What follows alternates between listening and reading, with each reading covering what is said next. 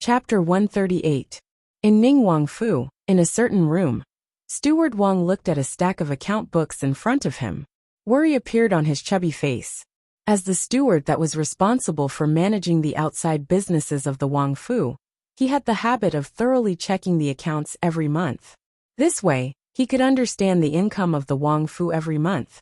Compared to previous years, it had increased or decreased, and where the reason was. If the income decreased by too much, it would be hard for him to explain it to his superiors. And this was the problem he was currently worrying about. It was almost the end of the year. Even if he added up all of the profits of the Wang Fu's outside businesses, it would only be half of what it was last year. 2 months later, it would only be 70% of what it was last year. That would be his negligence. If Wang Yi blamed him, he would most likely not be able to keep his position as the steward. Luckily, the Rui Du and Spirit Wine Factory had already started operations. The shops in the city would officially open tomorrow. These two businesses were his greatest hopes. But he wasn't sure how much profit he would be able to make. What if? Steward Wang felt uneasy. Just as he was feeling vexed, the door was suddenly pushed open by someone. A brat about 10 years old ran in. The brat's little face was still slightly immature, but it was 70 to 80% similar to Steward Wang, especially his round body and round face. He ran in front of Steward Wang and stretched out a chubby little hand. He said, "Daddy, give me a few copper coins. I want to buy candied haws to eat." Steward Wang was feeling vexed when he suddenly saw the brat's round face. A nameless fire rose in his heart and he scolded, "Eat, eat, eat. All you know is to eat. Look at what you've eaten." The brat was still thinking about going out later to try the sugar snowball that Lu Shi's candied haws had released a few days ago. He had heard a few of his friends say that the sugar snowball tasted even better than the candied haws. He impatiently ran in to ask his father for money and was scolded for no reason. He froze where he was. "Have you memorized all the lessons that teacher taught you?" Seeing the brat standing there in a daze, Housekeeper Wang became even angrier and asked with a straight face. He was not cut out for studying and only managed to pass the elementary scholar exam. After that, he suffered many setbacks and eventually found a job in the prince's mansion. Over the past 10 years, he had worked his way up to where he was today, although the other high scholars did not live as well as he did. But studying was the right thing to do. He wanted to hand over his unfulfilled dream to his son. But who would have thought that this brat had no interest in studying and would never forget to eat? He was really his biological son.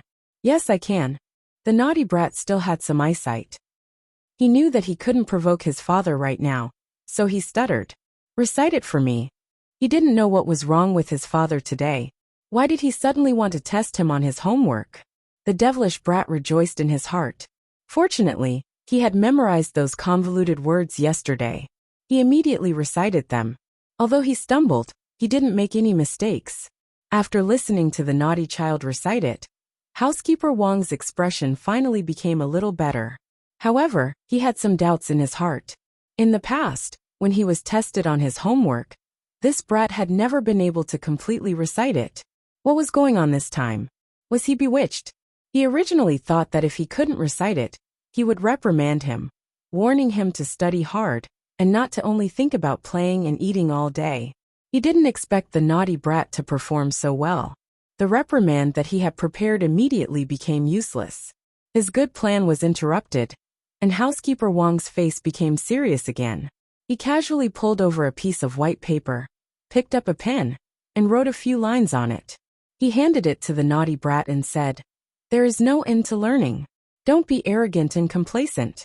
Go and memorize these lines. I'll check them at night." A few days ago, when they were on the mountain, the female teacher made the group of children recite these lines. Housekeeper Wang's ears almost grew calluses from listening to them that day, so he inadvertently memorized those lines. At this time, he could use these lines to send the naughty brat away. At least before he could memorize them, he wouldn't bother him. "Go, go." Housekeeper Wang waved his hand and said impatiently. The naughty brat took the paper and walked out of the room in a daze. His 10-year-old brain still couldn't completely understand why he didn't receive a reward when he had clearly memorized them. but a punishment for continuing to memorize.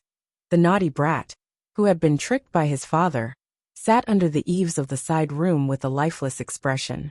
He raised his head and looked at the sky, revealing an expression of despair. After a long time, the naughty brat let out a long sigh and raised the paper in his hand. Having attended a private school for a few years, he could already recognize quite a few words. Soon, a voice sounded from under the eaves. The rules of a disciple, the teachings of a saint, are first filial piety, then trustworthiness. Love the masses, be close to the people. And if you have the strength to spare, learn literature, sigh. The voice was clear and lively like a child's, yet it was mixed with sighs. It was a bit out of place with the atmosphere at this time. At the same time, a middle-aged man with a dignified expression walked out of Prince Ning's study. He rubbed the space between his brows. The cold autumn wind blew past, and it actually made him much more clear-headed. "Sir Prefect, shall I escort you back?" An old man wearing the robes of a housekeeper walked over and said respectfully. The middle-aged man waved his hand and said, "There's no need. I know the roads in the manor. You can walk back yourself." Hearing this, the old man didn't insist. He watched the middle-aged man's figure disappear before turning to leave. At this time, the middle-aged man walking in the manor had a worried expression on his face. As the prefect of Qing and Fu, he was in charge of all matters in the manor. In another 2 months, he would return to the capital to report on his duties. At that time, the court would conduct an examination of his achievements, including this year's situation with regards to Qing and Fu's population, land clearing, tax collection, food, public security, education, and other aspects. He would be promoted, punished, and rewarded accordingly. He wasn't worried about farming and collecting taxes, but he was worried about the education of the people. The students of Qing and Fu had not performed well in this year's examinations. The number of imperial examinations they had received was far less than in previous years. This way, his achievements in education would be greatly reduced. But the work of education could not be accomplished in a day. Although improvements in other areas could completely cover up the lack of education, it was still somewhat embarrassing. After all, Qing and Fu was the largest city in the Jing kingdom other than the capital. The number of students was also second only to the capital. In previous years, the number of students who passed the examinations was enough to compete with the capital. But this time, they were left far behind. As he was thinking about this matter, he suddenly heard a child's voice when he passed by a certain room. The rules of the disciples, the teachings of the saints, the first is filial piety, the second is honesty. Sigh, love the masses, be close to the people, and have the strength to spare, learn literature. Tang Shueqiu Sai. Chapter 139. The rules of a disciple, the teachings of a saint, the first is filial piety, the second is trust. Tang Shueqiu. The middle-aged man stopped walking and carefully listened to the contents of the child's recitation. A trace of doubt appeared on his face. These 3 sentences were easy to recite, and although the words were easy to understand, if one listened carefully, it seemed to have the effect of enlightenment. It was very suitable for teaching children. There were similar teachings in the Mongolian language, but they were relatively obscure. It was rare to see such a simple and easy to understand one. Furthermore, he had never heard of the text that the child was reciting. Also, what was that Tang Shueqiu? After standing outside the courtyard and listening for a while, the child repeated the same few sentences. The middle-aged man had already thought of a few things. A trace of eagerness appeared on his face as he walked in with large strides. The devilish child held the paper in his hands and carried it back and forth. The only words he repeated were Tang Shueqiu. He was drooling when he heard footsteps. When he raised his head, he saw a stranger walk into the courtyard. The devilish child looked at him in a daze, and a trace of caution appeared on his face. "Little child, what text did you recite just now?" Magistrate Dong walked in front of the devilish child and asked in a pleasant manner. His father had said that the people living in the Wangfu were all nobles. He was to only play in this area and not to bump into others. He stared blankly at the stranger in front of him and didn't reply. He obediently handed over the paper in his hands. Magistrate Dong took the piece of paper from the naughty child's hands and discovered that there were only a few sentences written on it. After he finished reading the contents of the few lines, his eyes brightened, and he asked somewhat urgently, "Do you know who wrote this?" Housekeeper Wang was still in the room checking the accounts when the door was pushed open again. He raised his head and saw the devilish child's head poking in again. When he lowered his head again, he suddenly forgot where he had been calculating. A trace of anger appeared on his face as he glared at the devilish child and said, "Did you memorize it all? If you didn't, be careful of your butt." At this time, a hand reached out from behind the devilish child and completely pushed open the door. A familiar-looking middle-aged man walked in from outside. Seeing that person, Housekeeper Wang was first stunned. Then he suddenly stood up from his seat, his face pale, and said with a trembling voice, "Magistrate Dong." At this moment he felt a lingering fear. Could it be that this little brat had offended Magistrate Dong, and he was here to punish him? Thinking of this, Shopkeeper Wang's legs suddenly felt weak, and he almost collapsed on the chair again. "Let me ask you, this three-word rhyme was written by you. Is there anything else?" Magistrate Dong didn't have time to waste with him. He took the paper and walked in front of him. 3 words of rhyme? Housekeeper Wang stared blankly at the paper in Magistrate Dong's hand that he had just written to the naughty child. He then looked at Magistrate Dong's expression, and his heart slightly relaxed. As long as he wasn't here to denounce him. Thinking of this, he immediately changed his expression and explained with an apologetic smile, "I didn't expect such a capable person to exist in such a small mountain village." After listening, Magistrate Dong stroked the short beard on his chin and praised. With his knowledge, he could naturally see the meaning behind these few short sentences. This was clearly a Mongolian text to teach children to learn etiquette. Without etiquette, one would not be able to stand. From a young age, teaching them to develop a kind and honest nature, teaching them to be virtuous, to guard against evil, and to be sincere was also beneficial in developing good family and academic values. If this text could be carried out, it would definitely be a great contribution to education. It would be a good deed that would last for thousands of years. Not only would the difficult problem he was facing be easily solved, if he really made some achievements, there might even be a slight possibility of leaving his name in history as an official who didn't want to leave a thick stroke in the history books, just based on other political achievements. To achieve this was tantamount to reaching the heavens. But the merit of education could influence future generations. Thinking of this, even with his temperament, he couldn't help but feel a surge of emotions. "Do you know the entire text?"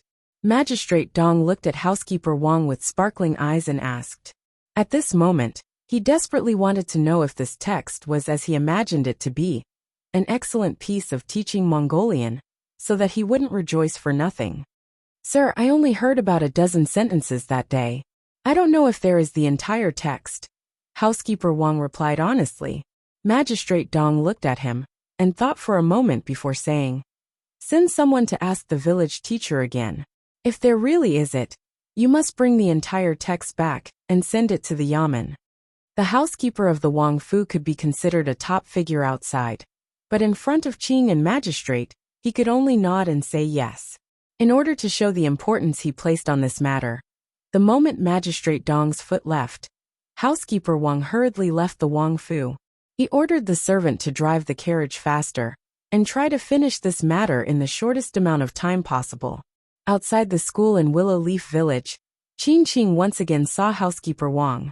When she found out that he had not come to find her brother-in-law, but to find her, she was slightly surprised. She had some impression of Housekeeper Wang. She only knew that he seemed to be her brother-in-law's friend. A few days ago, she had seen the two of them talking by the stream. She did not slight him, but after hearing the purpose of his visit, she was slightly surprised. "What you were talking about just now, was it this rules for a disciple ? Qing returned to the school and took out a thin book that she had personally written. She handed it to Housekeeper Wang. Housekeeper Wang quickly took it. After flipping it open, he saw that the first few sentences were exactly the same as what he had heard that day. He flipped a few more pages and saw that there were hundreds of sentences behind. Only then did he realize that what he had heard that day was just a few paragraphs. He was overjoyed. Now he could finally report to Magistrate Dong. "I wonder if you could give me a copy of the original rules for a disciple ? He looked at Qin Qing and asked urgently. Hearing this, Qin Qing hesitated slightly and said, "This rules for a disciple was not written by me. I will have to ask before I can give you an answer." "It was not written by you?" Housekeeper Wang's expression froze. Qin Qing nodded and gave him a brief explanation. "It's actually him." Housekeeper Wang murmured a few words. He didn't expect that this article was written by that mean scholar. He was slightly surprised for a while, then smiled and said, "To tell you the truth, I was ordered by Prefectural Magistrate Dong to retrieve the original text of rules for disciples." Prefectural Magistrate Dong was very pleased with this article. "This is a great thing for young Master Li." Magistrate Dong. Hearing this, Qin Qing covered her small mouth in surprise and couldn't help but exclaim. For someone like her who had lived here since she was young and rarely left the village, the Anxi County Magistrate was already a high position. Any higher would be an unimaginable level for her. Chapter 140. Good, what a good disciple rules! Prefectural Magistrate Dong flipped through the thin book in his hands, and the worry on his face disappeared. After reading the entire disciple rules, he couldn't help but exclaim in admiration. Disciple rules. A person standing quietly in the hall raised his head and looked at Prefectural Magistrate Dong with a confused expression. He didn't know what made Magistrate Dong so happy, and what was this disciple rules? "Professor Feng, take a look at this disciple rules as well." Seeing the confusion of the person in the hall, Prefectural Magistrate Dong closed the book and handed it over. The man called Professor Feng accepted the book with both hands, his heart full of suspicion. When he looked at it, he saw the beautiful 3 small words on the cover: Disciple Rules. He raised his head and glanced at Prefectural Magistrate Dong before flipping to the first page. There were only a few thousand words, but Professor Feng read very slowly. Gradually, his expression changed from calm to excited. "Magistrate Dong, this disciple rules. Who wrote it?" Professor Feng raised his head to look at Prefectural Magistrate Dong, his expression shocked. "These 3 words are simple and easy to understand. They promote filial piety, honesty, benevolence, and observance of propriety. It is truly an excellent work for enlightening and educating the disciples." As a prefectural school professor, and the head of the prefectural scholars, his responsibility was to educate and instruct. Speaking of which, he understood the meaning of this disciple rules, even more than Prefectural Magistrate Dong. "Congratulations, Magistrate. With this disciple rules, you no longer need to worry about educating." Professor Feng quickly understood the crux of the matter, and saluted Prefectural Magistrate Dong with his fists. Of course, he understood the difficulties Prefectural Magistrate Dong faced. If he presented this disciple rules, he could make up for the lack of educating this year. "I heard that this article was written by a scholar in the prefecture. I owe it all to him." Prefectural Magistrate Dong was clearly in a good mood, and no longer had the troubled expression from before. When the steward of the mansion had delivered the article, he had already told him that this disciple rules was not written by the female teacher. It was written by a young man named Li Yi. Prefectural Magistrate Dong immediately sent someone to investigate the scholar's background. Of course, the most important thing was to confirm whether or not he was from Qing and Fu. If the rules for disciples had already appeared elsewhere, then wouldn't he have been happy for nothing? Fortunately, Li Yi did not disappoint him. He had the title of Xiaocai, and was a member of Qing and prefecture under his rule. Prefectural Magistrate Dong had already memorized this name. If he were to become a high scholar in the future, he could take care of him and recommend him to the Ministry of Appointments so that he could fill the vacancy. It's all thanks to Sir's guidance. Professor Feng flattered him at the right time. If this rules for disciples could be implemented, then the credit of educating would definitely fall onto Magistrate Dong's head. Magistrate Dong seemed to have thought of something. He shook his head and said, "It's just that the elementary scholar named Li Yi doesn't seem to want to improve himself. He doesn't focus on his studies, and wants to become a high scholar as soon as possible. Instead, he opens a shop in the city. A good scholar doesn't want to be a businessman. If I hadn't sent someone to verify this, I wouldn't have believed that he was the one who wrote the rules for disciples. Li. Professor Feng paused and asked, "Is it the Li who wrote Immortal Magpie Bridge in Shuidiaogetu?" Professor Feng also knows this person? Prefectural Magistrate Dong raised his eyebrows and asked, "The Li I know is the one who wrote Immortal Magpie Bridge and Shuidiaogetu. Li is unparalleled in poetry and was called the #1 scholar of the Jing Kingdom by the Secretary of Education. I don't know if it's the same person that Sir is talking about," Professor Feng said after some thought. Shuidiaogetu? The poem that was circulated during the Mid-Autumn Poetry Meet? Prefectural Magistrate Dong furrowed his eyebrows. In his opinion, poetry was just a small path and had no use in governing a country. It was all leftovers from their playtime. As for the Mid-Autumn Poetry Meet, he only went through the motions and didn't pay much attention to it. Later, he only heard about Shuidiaogetu from the daughter of the manor. As for who wrote the poem, he wasn't too sure. If it is really as Sir says, then this kind of scholar, who doesn't know how to improve, should be given a beating. If we can get him to return to the right path, perhaps he will be another good talent in the future. Professor Feng heard this and said with a frown, as a prefectural professor, what he did the most was to teach and guide the students of the prefectural school, who knew how many stubborn and mischievous students had walked the right path under his guidance. I didn't think that the teacher would have such an evaluation of him. I am even more curious about this person. A look of interest appeared on Prefectural Magistrate Dong's face as he stroked the short beard on his chin. These few days, the young masters and misses of Qing and Prefectural City had many complaints about the Rui workshop. Since a few days ago, this shop had stopped selling Rui Do. They could only rely on previous orders to get the goods. This caused many people who didn't have the time to buy to feel regret. In the present Qing and Prefectural City, Rui Do had clearly become the leading fashion trend. Young ladies, scholars, and scholars all fought to buy it. The sudden cessation of sales created a significant impact in these high society circles. However, just as they couldn't hold it in any longer, and planned to go to the Rui workshop to ask the reason, in the span of a night, many shops selling Rui Do suddenly appeared in the prefectural city. At first, people were skeptical. After all, there had only been one shop selling the Rui Do in the past few days. It was said that many people who wanted to buy the recipe of the Rui Do were all rejected. How could so many shops suddenly appear? Of course, an extremely small number of people didn't have any suspicions. Behind these shops was Ning Wangfu. How could there be a problem with what they were selling? Of course, most people's suspicions were completely dispelled after they personally went to the Rui workshop to ask. The shopkeeper of the Rui workshop personally admitted that what the shops were selling was genuine Rui Do. In other words, from now on, there would no longer be a situation where Rui Do was out of stock and people couldn't buy it even if they wanted to.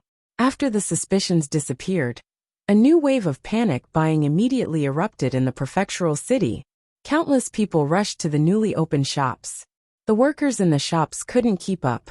They even had to temporarily transfer some people from other places to stabilize the situation. When shopkeeper Wang heard this news, his initial shock turned to disbelief. In the blink of an eye, he became ecstatic. His heart that had been hanging in the air finally relaxed. The popularity of the Rui Do far exceeded his expectations. At this rate, in just a few days, he would be able to recoup all the capital he had invested. If this situation could continue, in 2 months, not only would he be able to make up for the shortfall, the income of the Wang Fu would definitely exceed that of previous years.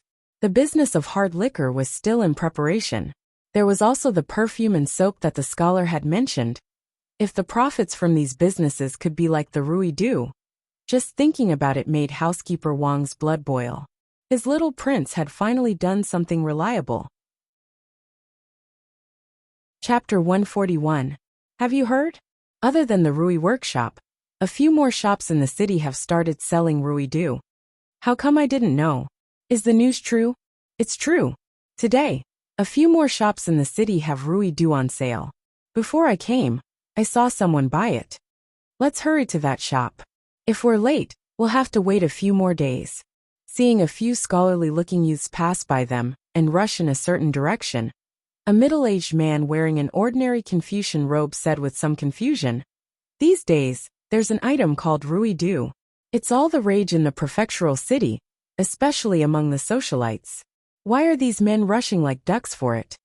Another person beside him said, Magistrate, you may not know this, but this Rui nectar is highly regarded among the students.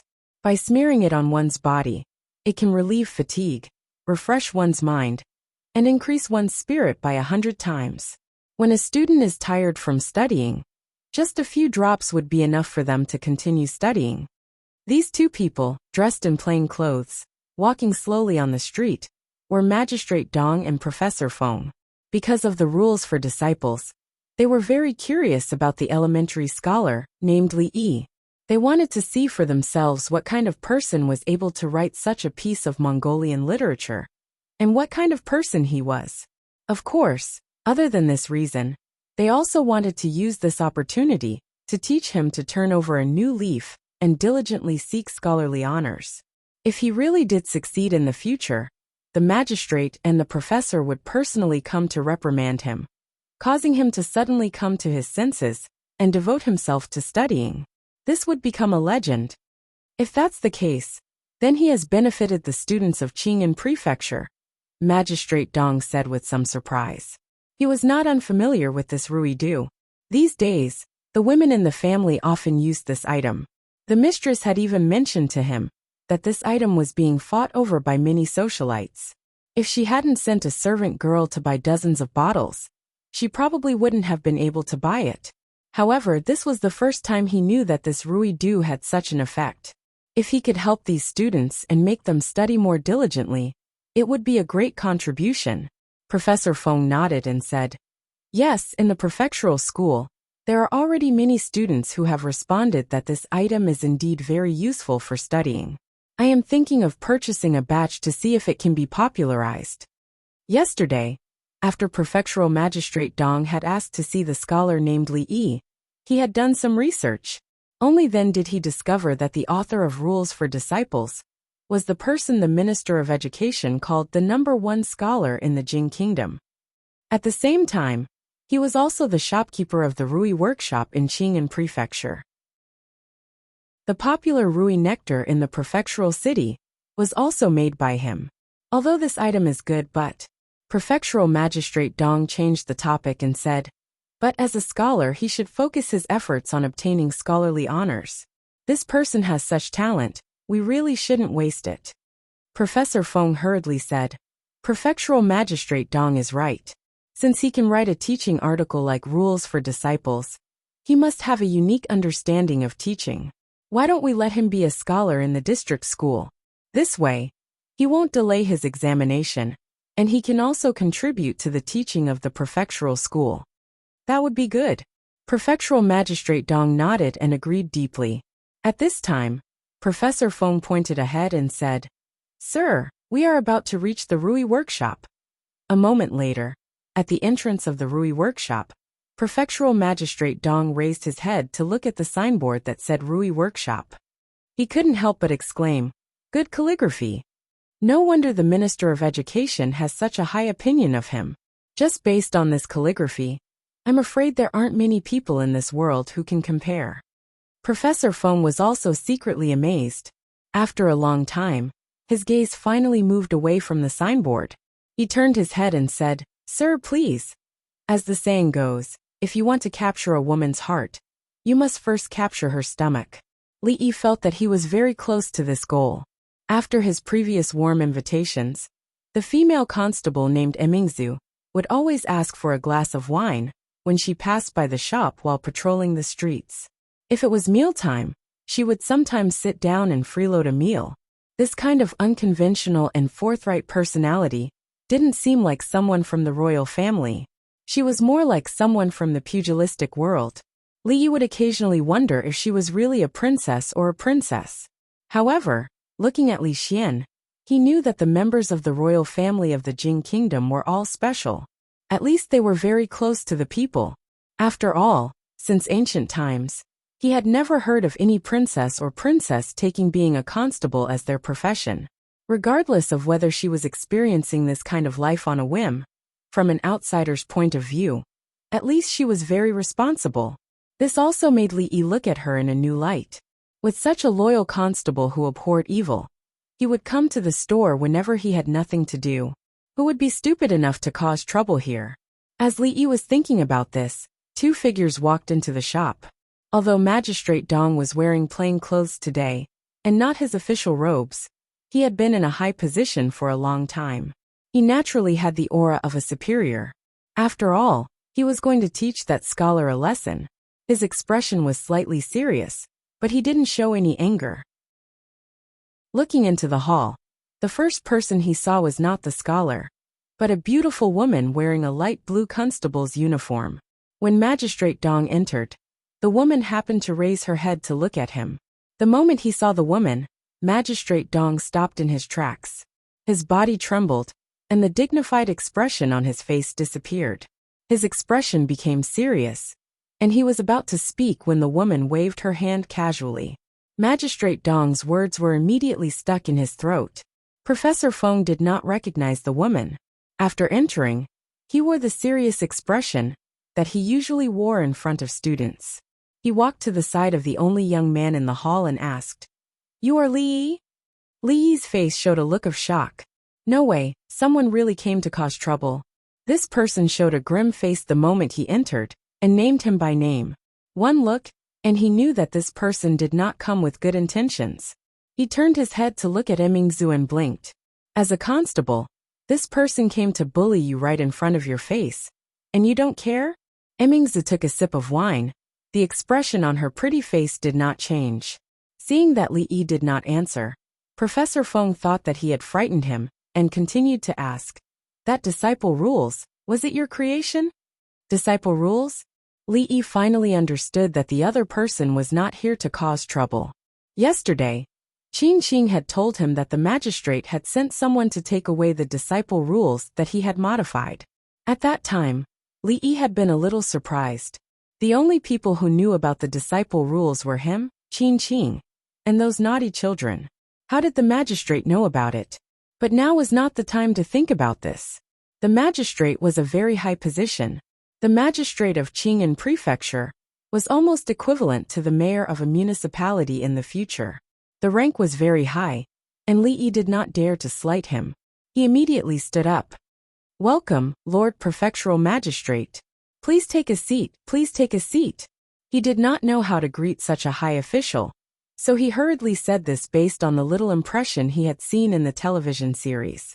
Li Yi's action shocked Professor Feng. The serious expression on his face immediately disappeared. The magistrate was right beside him.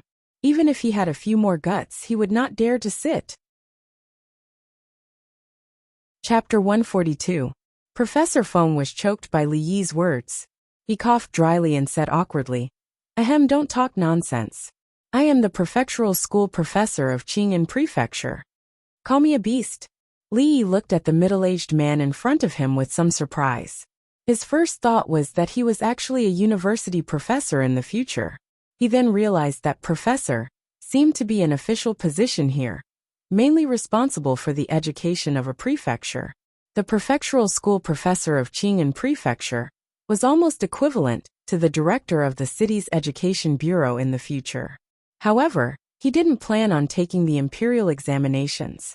Even if he was the director of the education bureau, he wouldn't be able to control him, much less the director of the education bureau.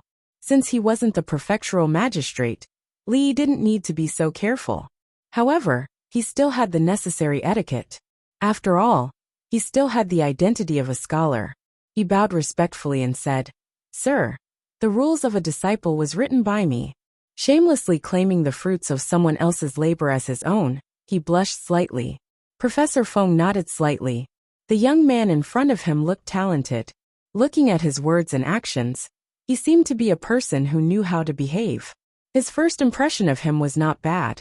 However, thinking about it, to be able to write an essay like The Rules of a Disciple, his character would certainly not be bad. If he could be guided a little, and get him on the right path, he might be able to achieve great things in the future. In layman's terms, he felt that Li Yi still needed to be saved. He nodded in satisfaction, and then turned to look at Prefectural Magistrate Dong. After all, Prefectural Magistrate Dong was the main character today. There were some things that he shouldn't meddle in. Prefectural Magistrate Dong didn't seem to see his gaze. He looked around at the decorations in the shop. One moment he looked at the shelves. The next moment he looked at the paintings on the wall. He didn't seem to speak at all. Seeing this, Professor Feng was slightly taken aback. He wondered what was wrong with Prefectural Magistrate Dong. Didn't he say he would personally lecture him?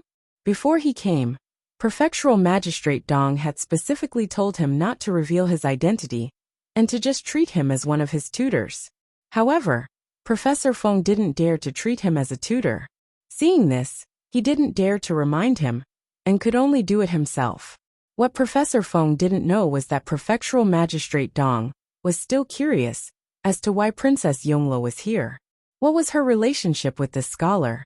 Why would she speak so casually? Professor Feng looked at Li Yi and said in a deep voice, "The rhythm of this disciple rules is easy to read, and the content is simple. It preaches the way of the sage. I have discussed with the Prefectural Magistrate, and we wish to use it as an introductory book to spread throughout the prefecture. Are you willing?" Li Yi was not surprised by Professor Feng's words. Yesterday, when Qin Qing told him about this matter, Li Yi had already prepared himself for someone to come looking for him. After such a long time, he had more or less figured out the situation of this world. When he first read the annals of the Jing Kingdom, he was completely clueless about the history of the Jing Kingdom. However, when he went back further, he could find some familiar traces. Xia Shang, Zhou Qin, Chu Han, three kingdoms, Wei, Jin, and northern and southern dynasties were all there.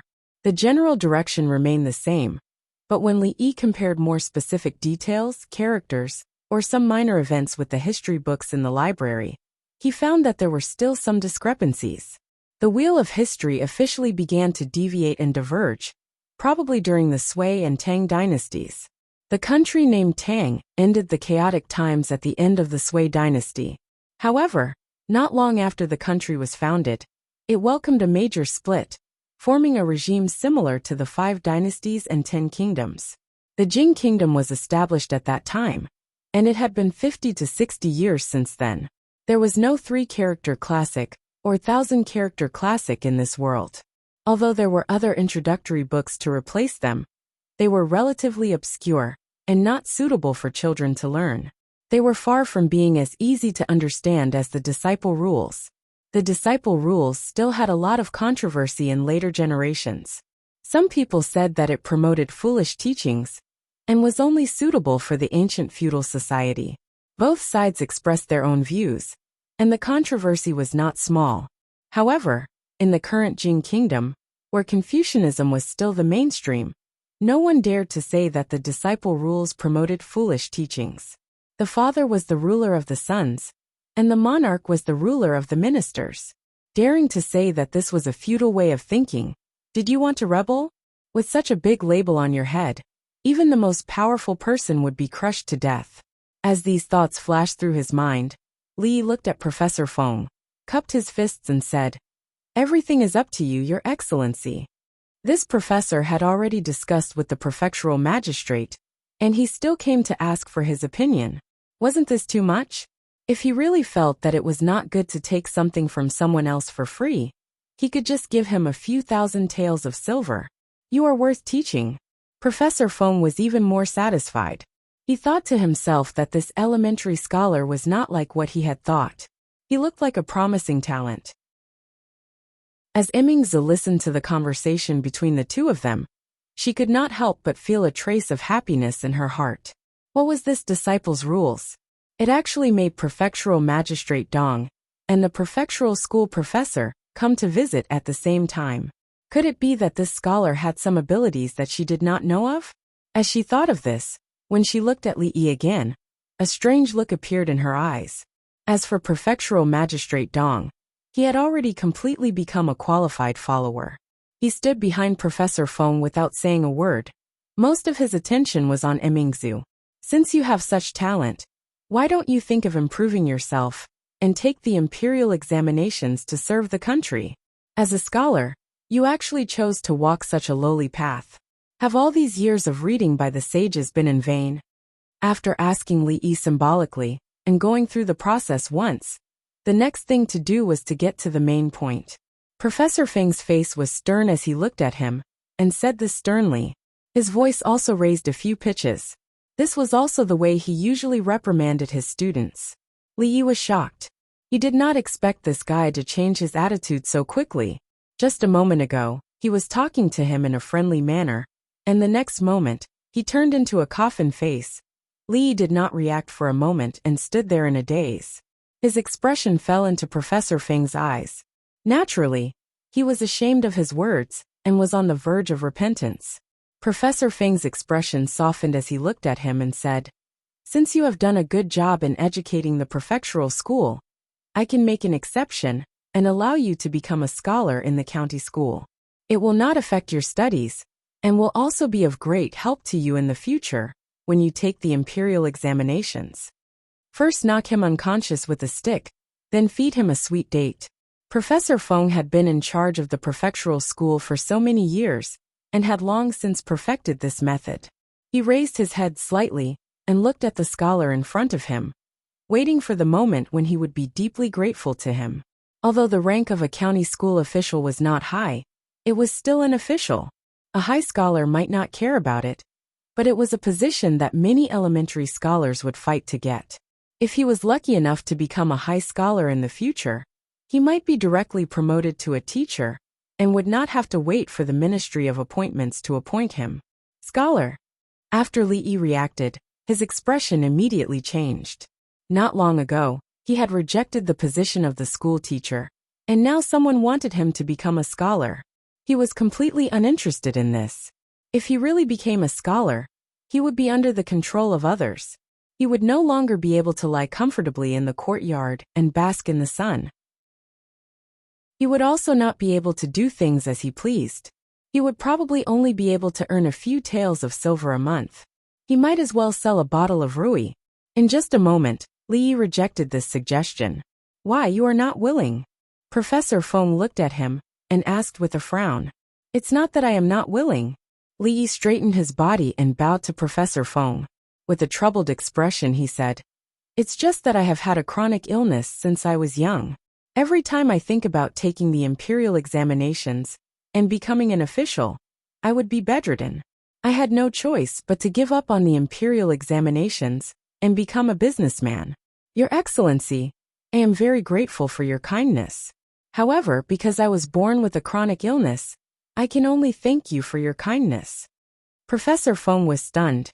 What kind of chronic illness was this? In this world, was there an illness that prevented one from becoming an official? Chapter 143. Naturally, Professor Feng did not know what terminal laziness cancer meant. None of the students he taught had ever talked nonsense to him with such a straight face.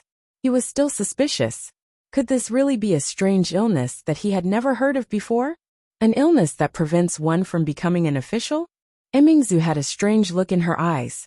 As for Magistrate Dong, who had been standing silently at the side, his face began to darken.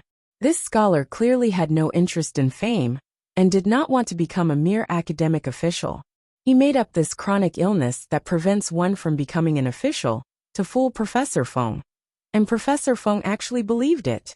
If Princess Yonglo was not present at this moment, Magistrate Dong would have reprimanded this unambitious and self-deprecating student.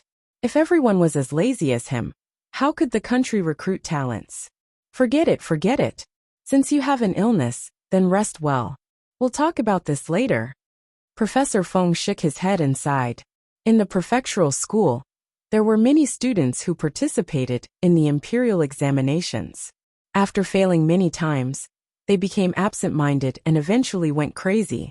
There were also people who suffered from the shock of failing for a long time and fell ill. Whenever they picked up a book, they would have a splitting headache. Professor Feng had been an official for many years and had seen many such cases. He subconsciously categorized Li Yi as such a person. Fame was important, but it was not worth it to lose one's life for it. Hearing Professor Feng's words, Li Yi was slightly stunned. Did this lord really believe it? At this moment, he couldn't help but feel a little guilty in his heart.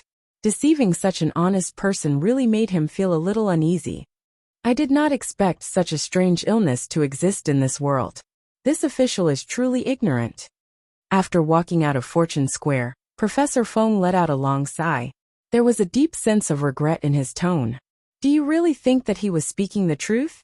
Magistrate Dong looked at him with a strange expression.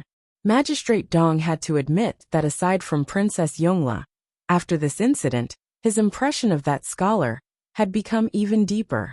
Magistrate Dong, what do you mean?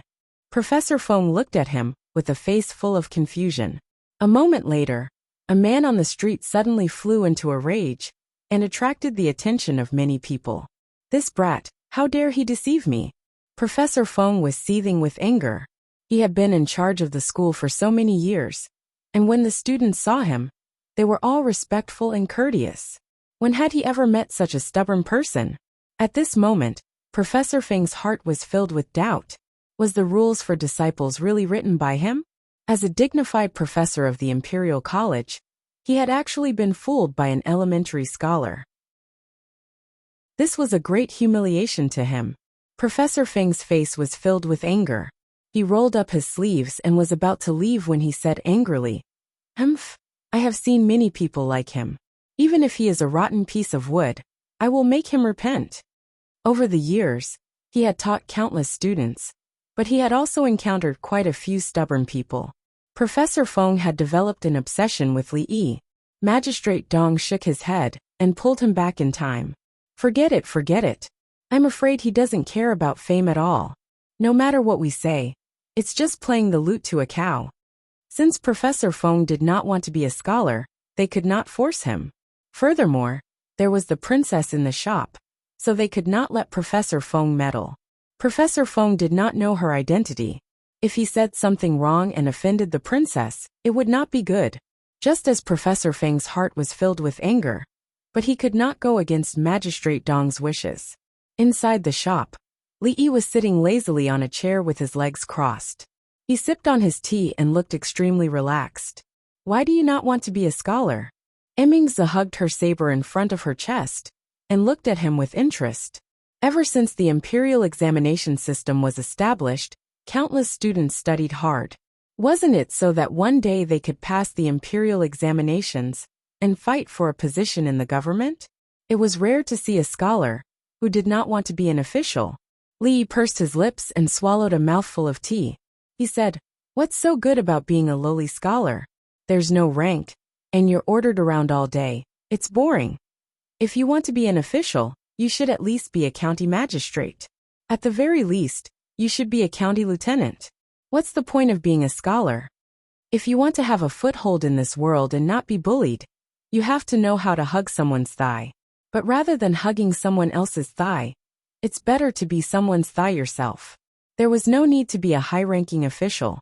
Even if it was a small county magistrate, at least he would not be bullied. As for being a scholar, he had never considered it. A county magistrate is directly appointed by the emperor. It's a 7th-ranked official position. If you want to be a county magistrate, why don't you try your best to pass the imperial examinations? Even the 8th-ranked county lieutenants have passed the imperial examinations. You're just a small elementary scholar. You don't even have the qualifications to register with the Ministry of Personnel. Naturally, you won't be able to become a county magistrate. Emingze looked at him and said calmly. This time Li Yi did not speak. He was just saying it casually. With his lazy personality, if he were to really be in charge, he would only find it interesting in the beginning. After a long time, he would definitely be bored. Let's go. The female constable did not pursue the matter. She finished the small jar of wine and tossed out these 2 words lightly. Then she continued to patrol the streets. County Lieutenant. The moment she stepped out of the main door, the corner of her mouth curved slightly. In an instant, it disappeared without a trace. In the prefectural yamen, Prefectural Magistrate Dong, who had just returned to his manor, carefully read the memorial he had already written a few times. After checking that there were no mistakes, he quickly sent it out. Based on the distance between Qing and Prefecture and the capital, it would take 2 days if it was fast, 3 if it was slow. This memorial would be presented to the emperor's desk. Teaching was no small matter. Although as the prefectural magistrate, he could make all the decisions in the prefecture. If he really wanted to implement the rules for disciples in Qing and Prefecture, he had to first get the emperor's approval. Of course, before he wrote this memorial, he already knew that this matter was just going through the motions. The rules for disciples was indeed very beneficial for children. The emperor was not a pedantic person. If there were no accidents in a few days, there would be good news from the capital. At the same time, on the other side of the prefectural city, the female constable walked into an exquisite courtyard. A female official came to greet her from afar. "Princess!" Not long after, someone walked out of the courtyard and delivered a letter to the relay station. Although the shop in the prince's manor had already opened, because of the shortage a few days ago, the supply of Rui nectar could not meet the demand. Just after noon, the Rui nectar in the shop was sold out again. It was a bit boring to stay in the shop. A few girls were left to look after the shop. Of course, Fang had to stay as well. Li slowly walked out of the shop alone. "Son-in-law, where are you going?" Fang raised his head and asked. "Back to the stronghold, to eat hot pot." He lazily replied and walked in the direction of the car dealership. "Hot pot?" Fang paused for a moment and wiped away his saliva. Although he didn't know what this hot pot was, every time the son-in-law mentioned the word eat, he couldn't help but salivate. Chapter 144. The charcoal fire was burning brightly under the stove, and steam was bubbling out of the pot. Li put the thinly sliced mutton into the pot. After it was scalded by the soup, it quickly flipped over. Just as he was about to reach out his chopsticks to pick it up, a shadow suddenly flashed before his eyes and snatched away the mutton that he had just placed in the pot. Li glanced at Lu Rui. In terms of hand speed, he was still not comparable to Mississippi Lu. Seeing that she was the one who cut the mutton today, he would not argue with her over such a small matter. He picked up another piece of mutton that was as thin as a piece of paper and dipped it in the seasoning bowl that he had prepared beforehand. It melted in his mouth. To be able to cut the mutton into such thin pieces, Mississippi Lu's knife skills were indeed worthy of her reputation. Of course, hot pot could not be eaten without spicy food. He did not find a place that sold chili in the market, but fortunately, there were all kinds of seasonings here, so he found a substitute. Although the spiciness was still not comparable to chili, he could only make do with it. "Xiaohuan, add some tofu." "Oh right, add some vegetables too and also mushrooms, carrots." Li instructed the maidservant while taking a sip of fruit wine. Although eating hot pot in autumn was not as enjoyable as eating in winter, Li, who had been itching for it for a long time, could not wait that long. "Husband, eat slowly. No one is going to fight with you," Lu Rui said in amusement, as she watched Li pick up a piece of tofu from the pot and put it into his mouth. He was so hot that he sucked in air and did not want to spit it out. "Why is no one fighting with you?" Li glanced at Mississippi Lu, who was sitting opposite him. His hands did not stop moving, and he scooped up the mutton that he had just placed in the pot. It would be winter in 2 months, and there would be many opportunities to eat hot pot in the future. It was necessary to instill in Mississippi Lu the etiquette of eating hot pot. It was very impolite to take away something that was deliberately placed in the pot. Eating hot pot was actually about the atmosphere. The whole family gathered around the small stove and chatted while eating. The young maidservant had not been with Li recently. It was not easy for her to have a chance. Once she opened her mouth, she could not close it again. Fang came over because of the smell. As soon as he pushed the door open, he couldn't help but swallow his saliva. His eyes were glued to the hot pot in the middle of the room. "Fang is here. Xiaohuan, go add a pair of chopsticks for Uncle Fang," Li said to Xiaohuan. "How can I accept this?" Fang's face revealed his signature silly smile again. With a face full of embarrassment, he moved a small chair and sat beside Li, waiting for Xiaohuan to bring him a pair of chopsticks. After fishing in the pot, nothing came out. His smile froze on his face. "Oh, I'm sorry, the dishes are all gone. If only you had come earlier." Li Yi looked up at Fong and asked tentatively, "Would you like to drink some soup?" There was still a bit of mutton left, and the dishes were not finished. Seeing Li Yi add soup into the pot, and the meat and vegetables were all in the pot, Fong's face revealed a happy expression again. While waiting for the dishes to be cooked, Fong took out a translucent object from his bosom and handed it to Li Yi, saying, "Son-in-law, the soap you mentioned last time seems to be done. Take a look and see if it works." Looking at the square object in Fong's hand, Li Yi's eyes couldn't help but light up. In this era where the poor commonly used honey locust beans to bathe, to have a piece of soap was a very happy thing. Some time ago, Fong bought some alkaline flour and lime, and used saponification to make a batch of soap. The cold-made soap needed nearly a month to mature before it could be used.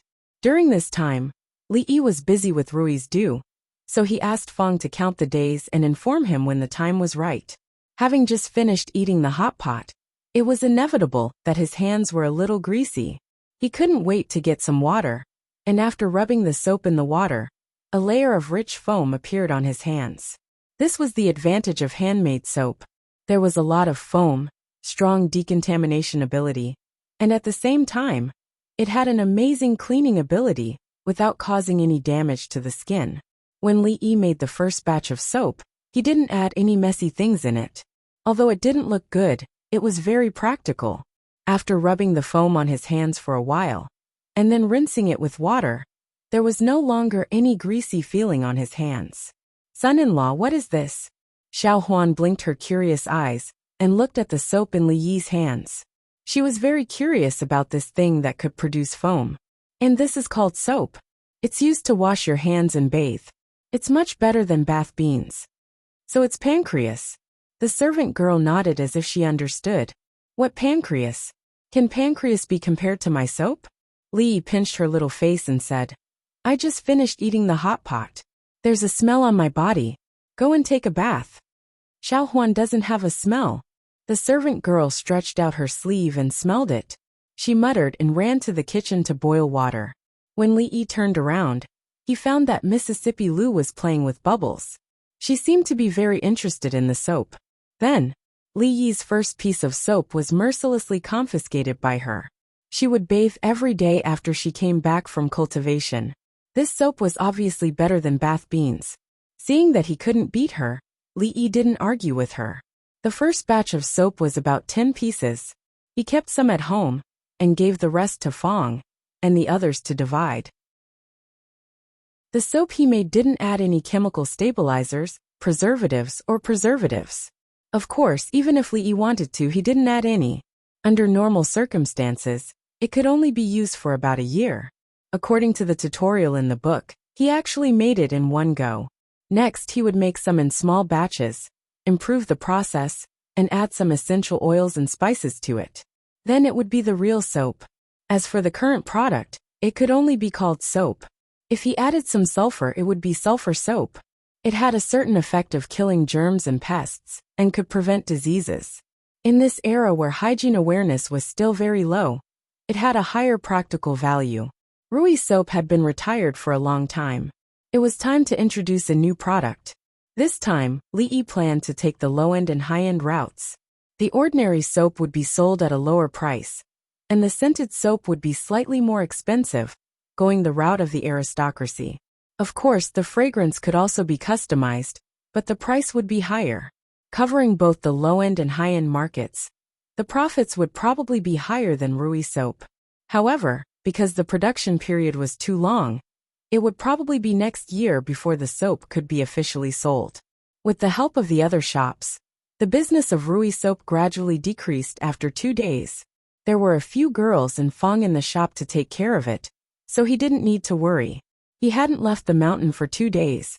When he had nothing to do, he practiced martial arts, told a few adapted fairy tales to the little maidservants, or found some interesting books in the library to recharge himself. His days were very leisurely. It was late at night, and the Willow Leaf village was very quiet. Hundreds of miles away, in the imperial palace of Jingdu, in a magnificent palace, it was also quiet. Chapter 145. Occasionally, the sound of paper flipping could be heard in the frighteningly quiet main hall, interspersed with a few light coughs. Right now, the most powerful person in the Jing Kingdom was putting down a memorial that had been sent from the northern border. His dignified face showed signs of fatigue. The disaster year has just passed. The flood in the south is beginning to appear. The problem of banditry in the northwest is still unresolved. The Qi Kingdom is ready to make trouble and wants to invade the border of the Jing Kingdom. Am I really not a good emperor? Why does God want the people of the Jing Kingdom to suffer so much? After reading several memorials in succession, all of them were worrying matters. The man muttered a few words. For a moment, he didn't know whether he should continue reading or not.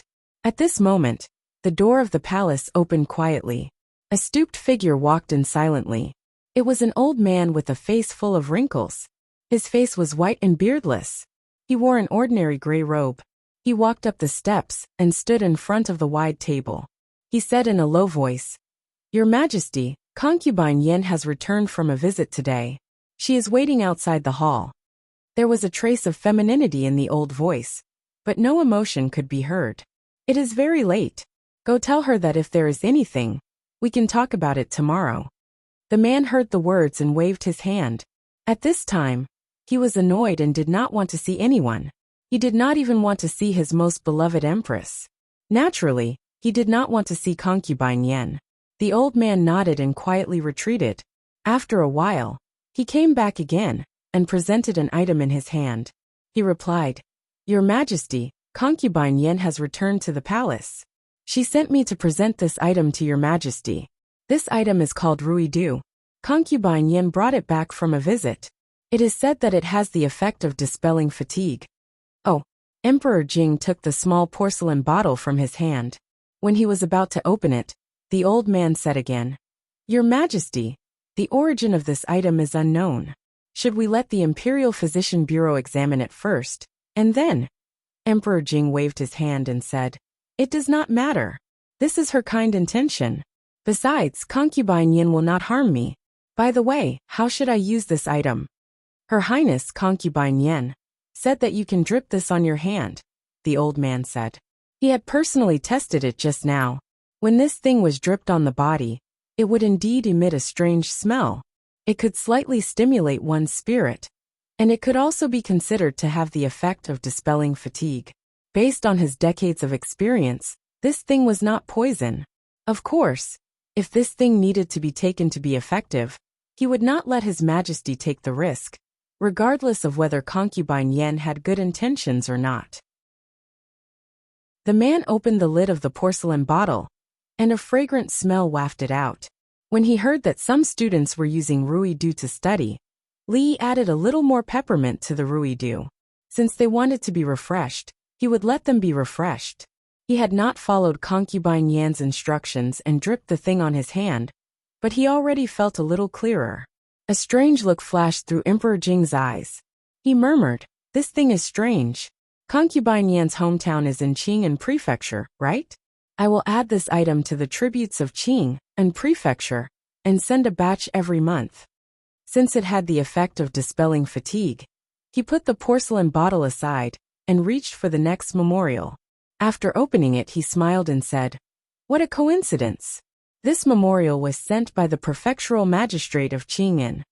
The memorial was very long, with more than 1,000 words. He read it for a full quarter of an hour. After he finished reading, a trace of a smile finally appeared on his face. He said, "Rules for Disciples, it is really a superior Mongolian text. Such an article was actually written by a scholar. If those old fellows in the Directorate of Scholars read it, they would be so ashamed that they would not have the face to see anyone." He picked up his brush and wrote the word "approved." This meant that Prefectural Magistrate Dong wanted to implement this Mongolian text in Qing and Prefecture, and he had approved it. Although compared to the things he was worried about, this was only a small matter, but it was still one of the few pieces of good news. It caused the haze in his heart to slightly dissipate. Of course, as for the name of the scholar, he only glanced at it and did not take it to heart. If this article was really implemented, then the scholar could be considered to have been enlightened. However, he was only a scholar, and was not worthy of the emperor personally rewarding him. The local authorities would naturally do such things. Seeing that the man's mood seemed to have improved, the old eunuch's cold expression also softened. He took another step forward and said, "Your Majesty, Princess Yongle has sent a letter." "Oh Yongle, that girl, you finally remembered her father?" A smile appeared on Emperor Jing's face. Hearing this news, all of his worries were thrown to the back of his mind. He said, "Where is the letter? Show it to me." The old eunuch took out a letter from his sleeve. No one knew how many things could be hidden in his sleeve. When he took it out the second time, he actually took out a small jar of wine. He said, "Your Majesty, this was also sent by someone from Princess Yongle." Seeing this, Emperor Jing stilled slightly. He took the jar of wine. After opening it, a thick fragrance of wine wafted over. Just by smelling it, he knew that this wine would not be bad. The old eunuch at the side couldn't help but gulp.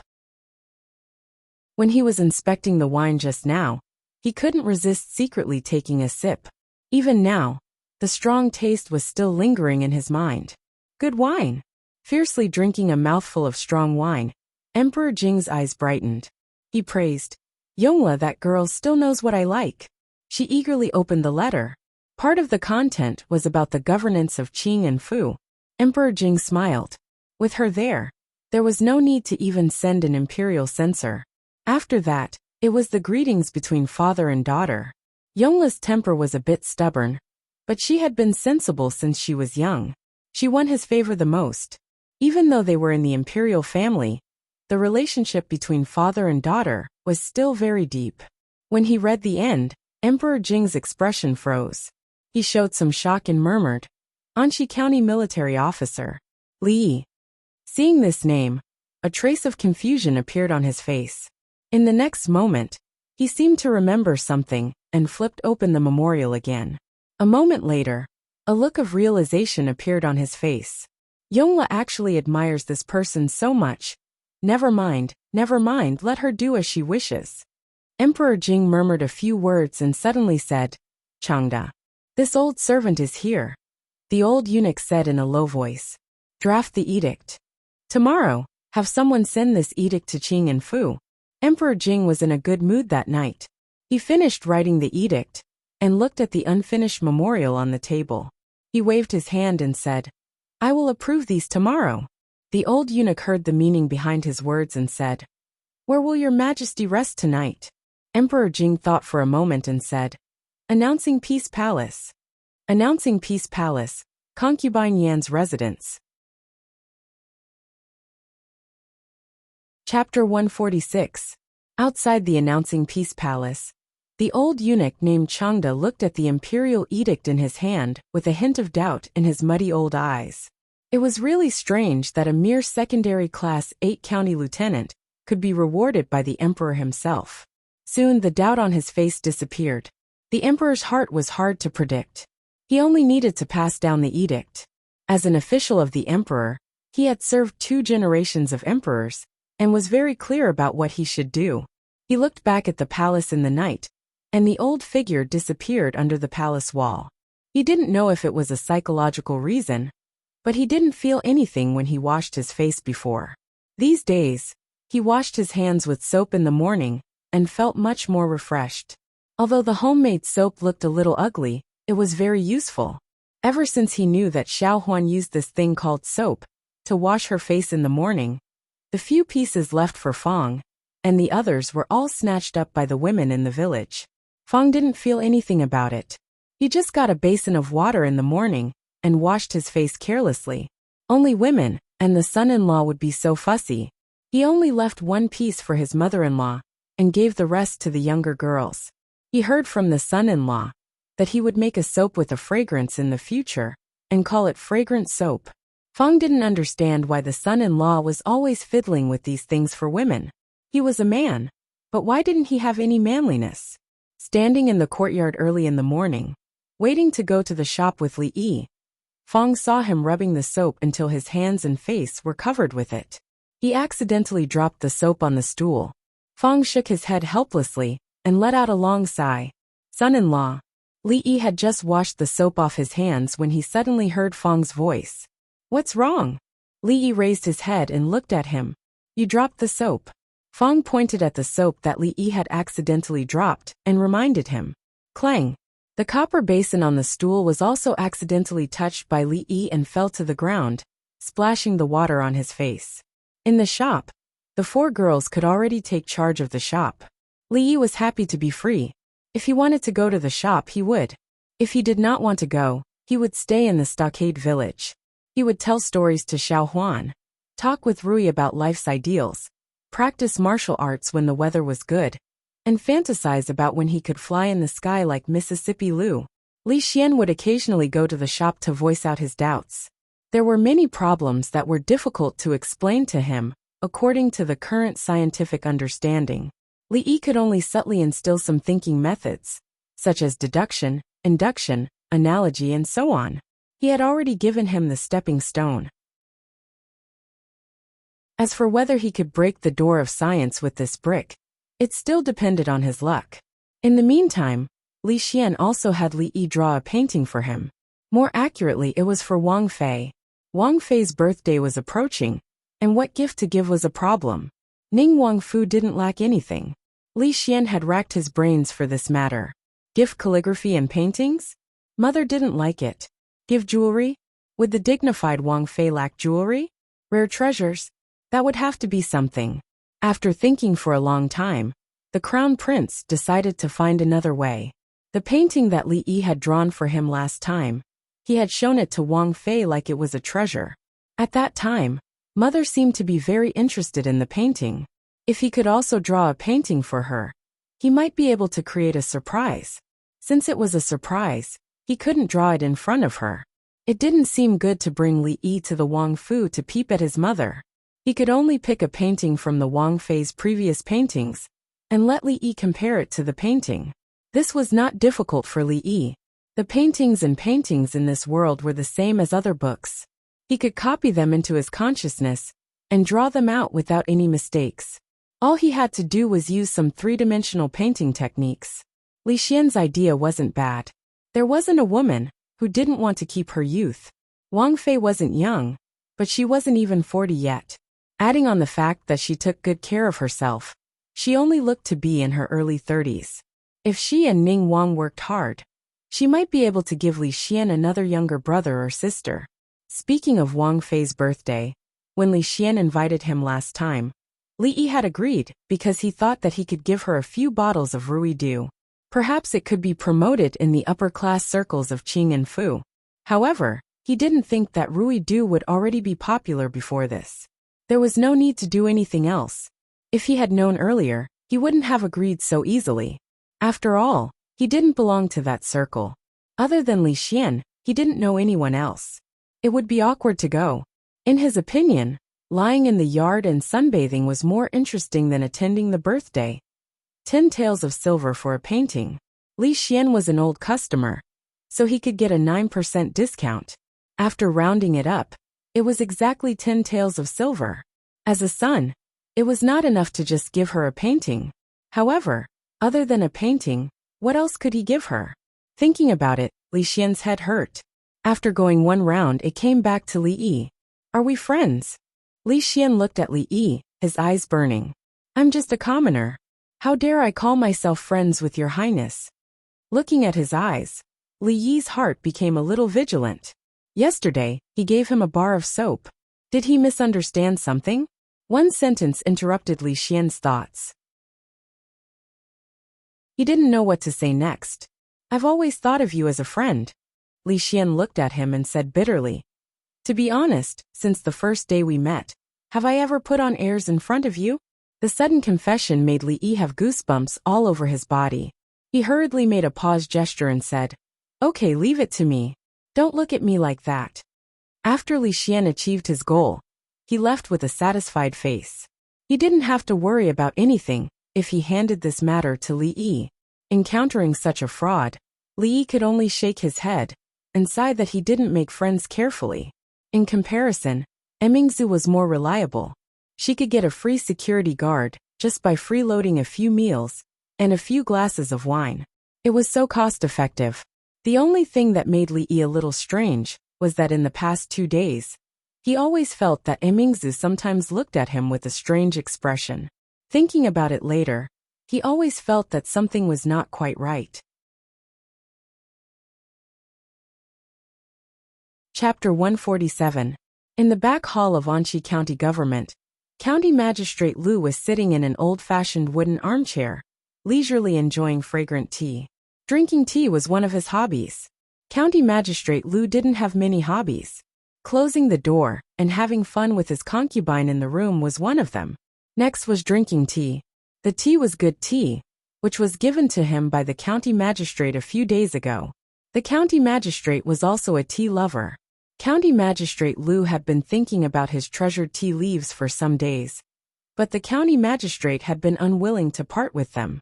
A few days ago, after County Magistrate Zhou was taken away by the magistrate, the county magistrate seemed to have changed into a different person. Not only did he serve good tea readily, but he was also much more humble when talking to him. Having been an official for many years, County Magistrate Lu certainly knew why the county magistrate would change like this. A few days ago, County Magistrate Zhou was found to have taken bribes and used public office for personal gain. Anyway, there were a lot of crimes. He was taken back to the magistrate's office by the magistrate, and he might not have a good life in the future. In the past, these things had seemed extremely normal to them. Of all the officials in the county government, there was probably not a single one who could be described as uncorrupted and impartial. It was harmless to accept some money and make things convenient for others. As long as the matter was not blown out of proportion, even the county magistrate would turn a blind eye to it. The county magistrate had certainly done these things. The problem was that County Magistrate Zhou, who was almost the same as him, was taken away in this way. Hearing this news, the county magistrate broke into a cold sweat on the spot. If he was found, wouldn't he end up the same as County Magistrate Zhou? After being on tenterhooks for a few days, what he worried about didn't happen. Then he was a little relieved. It seemed that County Magistrate Zhou was just a little unlucky, and it was not the higher-ups who wanted to thoroughly investigate these officials. However, although he was a little relieved, he behaved much more restrained. He didn't dare to do any secret tricks, and he kept a good relationship with the county magistrate. If there was any news from the higher-ups, he could know it immediately. Of course, County Magistrate Lu accepted the county magistrate's goodwill. At this moment, he squinted his eyes and tasted the fragrant tea. He was still thinking about what he had just done with his concubine. Suddenly, there came the sound of hurried footsteps outside the door, and a yamen runner rushed in. County Magistrate Lu raised his eyebrows. Last time County Magistrate Zhou had an accident, it was this guy who rushed in. Seeing his flustered look this time, could it be that something big had happened again? She didn't mind that he didn't knock on the door and quickly asked, "What happened?" "My lord." The runner panted heavily and said, "Someone from the front office is here. He came from the capital." "The capital?" County Magistrate Lu exclaimed. The people from the capital city did not dare to neglect and hurried to the front hall. A quarter of an hour later, County Magistrate Lu changed into his official uniform and followed 2 eunuchs from the palace to leave the yamen. The 2 of them were indeed from the capital. The imperial edict could not be faked. But they came all the way from the capital city to announce the imperial edict, just to reward a small county magistrate. When did the imperial edict become so worthless? Of course, the imperial edict would not be so cheap. County Magistrate Lu had been an official for so many years, but he had only seen it twice. It should be noted that when he took office, he only held a letter of appointment in his hand. But now, a county magistrate under his command could be rewarded by His Majesty. How could he be an emperor in the future? First, there was the honorable female arrestor, whom His Excellency warned him not to offend. Later, the county magistrate was rewarded by His Majesty, who must have a powerful background. He couldn't afford to offend them. What was the point of being a county magistrate? Lead the way. Let's go to the Li family village. When they were in the yamen just now, County Magistrate Lu had investigated the soon-to-be County Magistrate Li. At this time, with a group of yamen runners, he led the two people to the Li family village to announce the imperial edict. You don't have to go to the Li family village. A light voice came from behind. County Magistrate Lu looked back and saw a valiant figure coming out of the county office. Prince. When the two eunuchs looked back, their faces suddenly changed, and they were about to kneel down to salute. Emingzu waved her hand to them and said, "If you want to announce the imperial edict, go directly to the Rui workshop." In the Rui workshop, Li was lazy again and didn't come today. In addition to the four girls, there was only Fong, who was sitting in the corner and dozing off. In his intermittent dream, he followed his son-in-law to earn money and bought a big house. There were servants to serve him and everything. After a long time of torturing the wicked woman at home, she finally allowed him to take a concubine.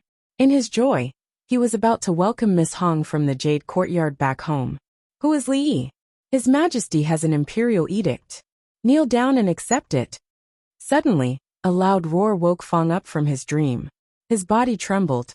The big house was gone, the servants and maids were gone, and Miss Hong was gone. "What are you shouting for? Go to the funeral."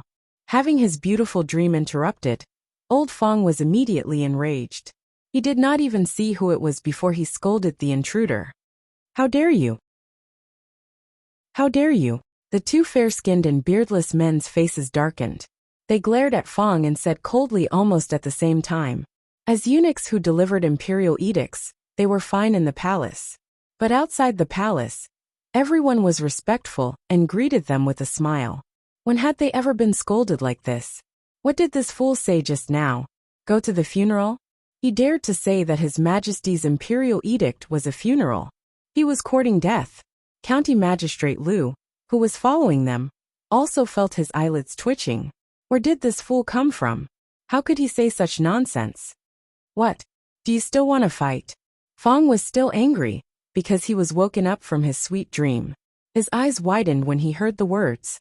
He took a step forward, and a burst of momentum suddenly pressed over. Was it reasonable to disturb someone's sweet dream? Just now, these two guys seemed to call his son-in-law's name. Judging from their posture, were they here to seek revenge?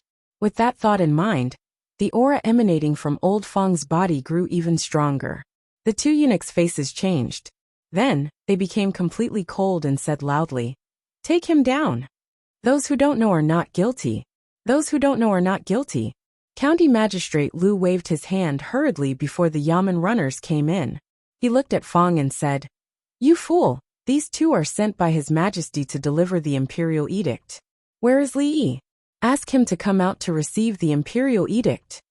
Receive the imperial edict? Fong looked at the man in the official robe and the two eunuchs. He stood there in a daze, and his mind was blank. Several women stood beside the counter and looked over with shock in their eyes. "Where is your son-in-law?" When Fong's heart was in turmoil, a familiar voice came to his ears. At home."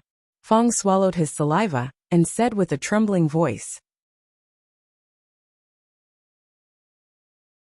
Chapter 148. Compared with the Willow Leaf Village 2 or 3 months ago, the difference was like heaven and earth. Last year, there was a drought, and the already barren mountainous region had no harvest. Although the imperial court had already reduced taxes for 2 years, there were still many people struggling to feed themselves with just the amount of food they had left in their homes. However, now that he looked at it again, he could finally see some flesh on the bodies of the skinny brats who had been running all over the village. They were holding a large bone in their hands and gnawing on it. There were always 1 or 2 dogs beside them, staring at the bone in the hands of the brats and constantly walking around. The new houses of several families had been built.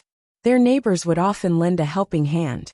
In the end, they would ask their wives to cook a good meal to reward their neighbors. For decades, this had been the default habit of the villagers in the stockade. Several men were chatting while working. Suddenly, they heard something coming from the entrance of the village. They looked up and were all stunned. A few silhouettes on horseback entered their line of sight. After entering the stronghold, the people on horseback dismounted unhurriedly. The few of them could clearly see a dozen or so black-clothed officials following behind them as they entered the stronghold. There had never been so many officials in the Willow Leaf village. Several men's expressions changed slightly. Could it be that someone in the village had committed a crime, and these people were here to arrest him? Look, isn't that Fong? One of the men saw a familiar figure walking in front, and immediately said in surprise, "It's Fong. Why is Fong with the officials? What are these people doing in the village?" Several men were surprised. Seeing these people enter the village, they followed them from a distance and didn't dare to get too close. Until they found that they stopped in front of a courtyard, they couldn't help but exclaim, "Are they here for the first miss? No. I'm afraid they are here for the son-in-law." Is the son-in-law? Just as their expressions changed, more and more people began to notice the movement here. After all, the Willow Leaf village was located in the mountains and was not connected to other villages. Usually, outsiders rarely came here. This time, there were so many people all dressed as officials. It seemed that this matter was unusual. Fong knocked on the door. Li Yi was in the courtyard teaching Xiao Huan how to make her hair into a bun. Hearing the knock on the door, he casually said, "The door is not closed, come in." When he glanced over and saw old Fong, he could not help but be startled. What was wrong with Fong today? Why did he know to knock on the door? However, Li Yi's expression changed slightly when he saw the officers and the two unfamiliar men leading them. What was going on? Why were there so many officials? Could it be that old Fong had done something wrong? The little servant girl was also shocked by the situation. Her face was pale, and she hid behind Li Yi, looking at the officers nervously. Hearing the movement in front, two women walked out of the inner courtyard. Seeing the situation in front of them, Lu Rui's beautiful eyes slightly narrowed, and one hand was already holding the hilt of her sword. Lu Rui's pretty face also changed. They quickly walked to Li Yi's side. Rui turned to look at him and asked, "Husband, what are these people doing? Who is Li Yi? Come out and receive the imperial edict." The eunuch's shout caused everyone to freeze on the spot. Receive the imperial edict? Li Yi's expression changed. Receive what imperial edict? Lu's sister Rui looked at him. The eunuch's voice was not low, and the people outside the door also heard him. Everyone looked at each other, and their eyes were full of surprise and doubt. His Majesty's imperial edict. Why don't you kneel and receive it? Usually, when imperial edicts were announced, many people were scared silly. The eunuch glanced at him and did not find it strange. He said coldly, "Crash." Before Li Yi knelt, County Magistrate Lu and the other officers knelt first. When the imperial edict was announced, it was as if the emperor himself had arrived. Not only did the person who received the imperial edict have to kneel, but the surrounding people also had to kneel. There was another crashing sound, and the villagers outside the door also knelt down. Although they had not seen the imperial edict and did not understand the rules, how could they dare not to kneel when even the officers knelt? Lu Rui removed her hand from the hilt of her sword. After looking at each other, she also knelt.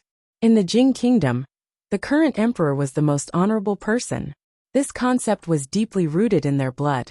Seeing that they knelt, Xiao Huan also followed closely behind. For a moment, other than the two eunuchs, only Li Yi was still standing. He looked around, and a trace of helplessness appeared on his face. He walked in front of the two eunuchs and knelt down, saying, "This commoner receives the imperial edict." Although he really did not want to kneel, he did not want to be accused of disrespecting the emperor. "Even the imperial edict is here. Which bastard framed me?" After kneeling down, he murmured in a low voice. The first person that appeared in his mind was the guy who claimed to be a professor of the prefectural school that he met a few days ago. Other than that, he really could not think of any other reason. When the eunuch heard him murmur, the corner of his mouth twitched, and he almost flew into a rage on the spot. When he thought of the princess's instructions, he suppressed his anger and read the imperial edict. Listening to the eunuch read a lot, Li roughly understood the reason. It meant that the rules for disciples was meritorious and so on. And then there was a lot of praise. Before the eunuch finished, Li already had an idea. Now, I can't run away from the position of a scholar. When he thought of this, the eunuch had already read to the end. You are conferred the title of Anxi County Lieutenant, and you will be blessed by the emperor forever. County Lieutenant. Li suddenly raised his head, and his face was full of disbelief. Because of his meritorious service, he was conferred the title of County Lieutenant? How could this be possible? Isn't it too sudden and too big a turn? This is not common sense at all. Who on earth is framing me? County Lieutenant Li quickly received the imperial edict. Seeing him standing there in a daze, County Magistrate Lu could not help but urge him. He took the opportunity to take a few more glances at him, but he still could not believe that this young man would be the county lieutenant in the future. Can I not receive it? Li looked at County Magistrate Lu and asked tentatively. It was not easy to meet a kind-looking person. Last time, he just said it casually to Emingzu. God bless him, he had never thought of being a county lieutenant. Suddenly, Li seemed to think of something, and his face suddenly showed a look of understanding. Are you going to defy the imperial edict? Before County Magistrate Lu opened his mouth, a eunuch looked at him and asked with an unkind look. Can't I be an official even if I don't want to? Li looked at him and said, Since ancient times, there have been many people of noble character and unquestionable integrity who refused to be an official, right? So they are all dead. The eunuch looked at him, and a sneer appeared on his face. Chapter 149. After announcing the imperial edict, the two eccentric eunuchs walked away with sullen faces. According to the usual practice, when it came to conferring titles and increasing nobility, the person receiving the imperial edict would always prepare a small gift to express his gratitude. But looking at the current situation, the scholar who did not know what was good for him did not resist the imperial edict, which was already giving them enough face. Over the years, there were many noble and reclusive officials who resigned from their positions. The emperor was wise and magnanimous, so he had never been convicted for this, but he still felt embarrassed. Fortunately, he had listened to Her Highness. Otherwise, he might not have been able to resolve the matter today. The man in the official uniform also left. When Li Yi heard him introducing himself as the county magistrate and his future superior, he realized that he was also the father of the young man who had enmity with him. He had offended his superior before taking office. However, this was not the most important thing. Looking at the neatly folded official uniform and the official seal on it, Li Yi began to feel a little absent-minded again. Did the emperor's brain get kicked by a donkey? Didn't he just copy an article? Why did he make him a county magistrate? What a sin! If he had known this earlier, he wouldn't have copied the disciple rules. He had never thought of throwing himself into the tide of building feudalism. When he had enough money in the future, he would be able to travel and travel when he was bored. If he became a county magistrate, he would have to manage some trivial matters all day long. Wouldn't he be tied to Anchi County? Li Yi's heart was heavy. He was inexplicably appointed an official, and he was not happy. However, the others did not think so. Fong, who was the first to know the news, was still in a daze until now. County magistrate, how did the son-in-law become a county magistrate? In the past, a county magistrate was equivalent to one of the top positions in the stronghold. In this way, it was already a high position that Fong could not imagine.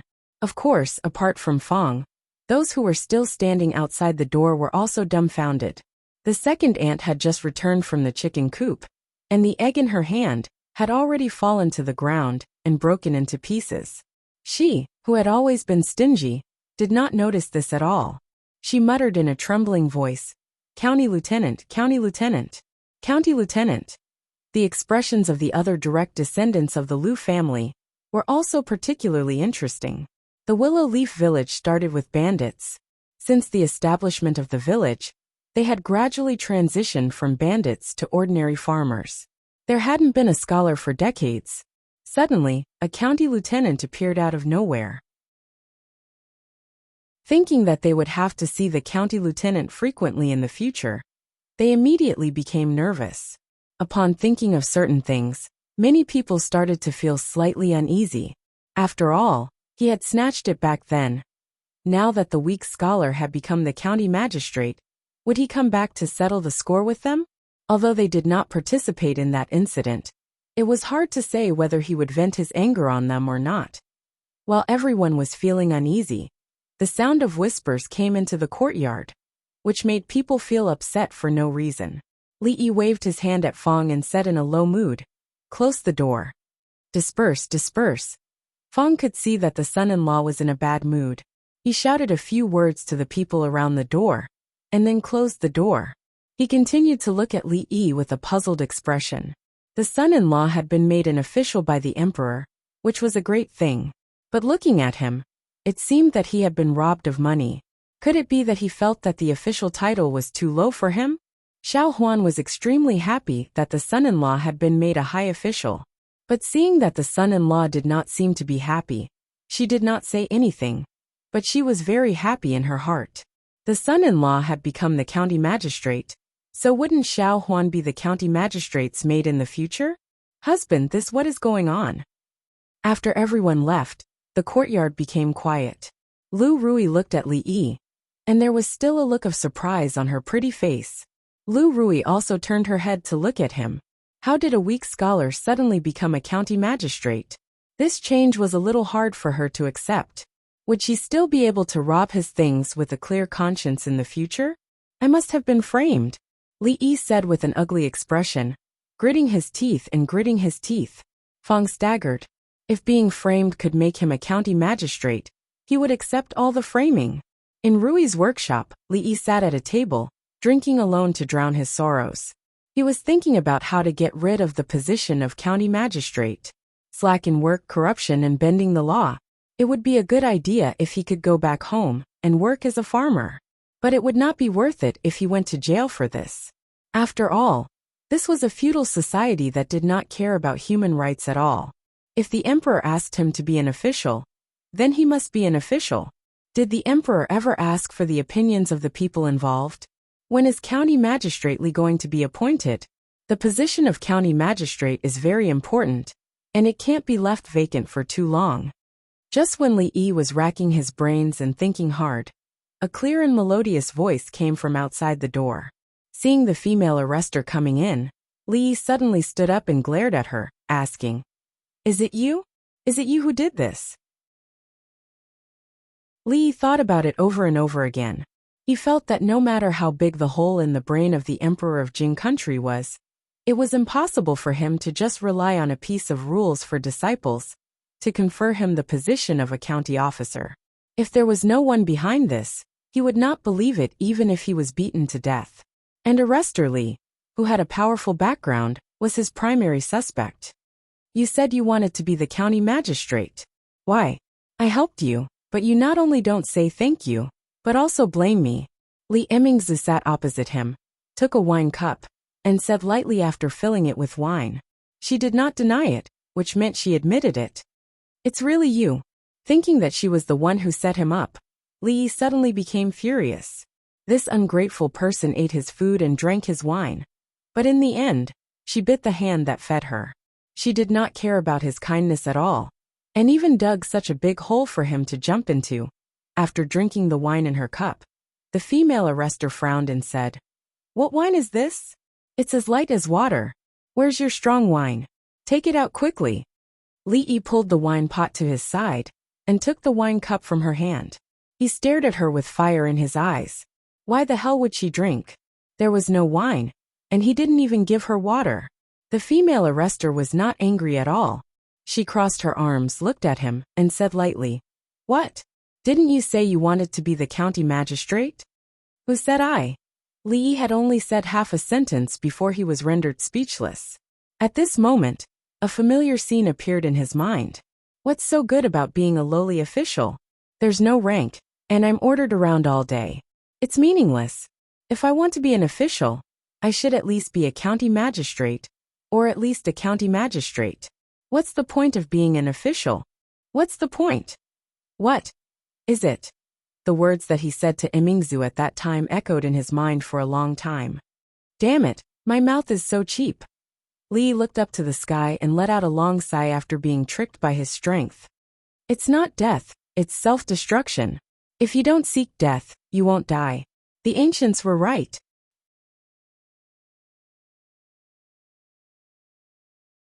Chapter 150. After figuring out the cause of the matter, Li felt even more upset in his heart. Being cheated by others and being cheated by oneself were two completely different feelings. He raised his head to look at Emingzu and sighed in his heart. This girl was really honest. He was just saying it casually. Who would have thought that anyone could become a county lieutenant?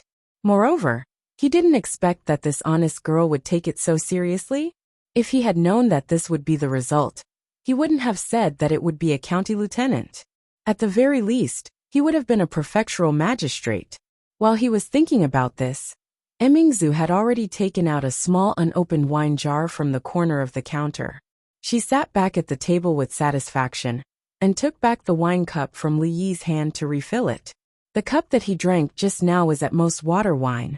This scholar's alcohol tolerance was probably similar to that cheap cousin of his. You have a say in the emperor's side? Li came back to his senses and didn't blame her in his heart. Sort of. Emingzu nodded as a tacit agreement. Smelling the fragrance of the wine, a trace of satisfaction flashed in her eyes, and she picked up the wine cup. Li looked at her and asked tentatively, "Then how about we make a deal? You don't want to be a county lieutenant, but a prefectural magistrate?" Puffed. Emingzu didn't manage to swallow a mouthful of wine and spat it out. Li Yi, who was sitting right in front of her, was caught off guard. He was caught off guard, and the wine was sprayed all over his face. He wiped the wine off his face and looked at her with a stiff expression. "Do you think a prefectural magistrate is a cabbage?" Even someone as calm as her couldn't help but lose her composure after hearing Li Yi's words. Not to mention a prefectural magistrate, even the appointment and dismissal of a county magistrate wasn't something she could control. Changing to a prefectural magistrate? He really dared to think. After throwing him a supercilious look, she stood up and walked outside. The position of a county lieutenant cannot be left vacant. If there's nothing else, you should report to the county government early. After walking out of the door, he turned back and picked up the wine jar, saying, "I'm taking the wine away." Li Yi stared blankly at her disappearing figure, feeling as if he had been betrayed. "I heard that you're going to be a county lieutenant?" Li Xian asked in surprise as soon as he walked into the shop. "How did you know?" Li Yi sat on the chair listlessly, raised his head and glanced at him. After asking, he felt like he had asked a useless question. In Qing and Fu, what could be hidden from him? Emingzu said so. Li Xian sat opposite him and said, "Emingzu said that with your abilities, you have nothing to do anyway. It would be a pity if you don't find something to do." I didn't think that Emingzu would have such an evaluation of you. Li Xian's tone was a bit gloomy. Ever since he was young, this cousin of his had always ignored him. Not only him but others as well. This made Li Xian feel very defeated. This was the first time he had heard her use the word capable to describe a man. He looked at Li Yi seriously and felt that there was nothing special about him. Although he was outstanding enough compared to others, compared to himself, there was still a small gap. Of course, he still had something to ask of Li Yi. He only thought these words in his heart and didn't say them out loud. "What? I have nothing to do anyway. It would be a pity if you don't find something for me to do." The expression on Li Yi's face froze. When he thought of the indifferent expression on the bailiff's face when she said these words, he couldn't help but feel a surge of anger in his heart. So she did it on purpose. When he walked in the stockade the day before, the people around him avoided him like they were avoiding the plague. Everywhere he went, people retreated. The naughty child wanted to come over and greet him, but was held under the arms of the adults in the family. They quickly hid in the house and closed the door. 2 pairs of eyes peeked out from the crack of the door. When he encountered someone he couldn't avoid, he would stand where he was and call out "County Lieutenant" in a trembling voice. After that he would run away. Even the dogs in the stockade couldn't catch up to him. Other than Fong, even the people who were close to Rui and her sister were somewhat uneasy when they saw him. It was even more difficult to explain to the family. The little servant girl was heartless and hadn't changed much from before. When she was doing things, she would sometimes secretly cover her mouth and laugh. No one knew what she was thinking. As for Rui, he couldn't tell her that the emperor was crazy and suddenly wanted to make him a county lieutenant.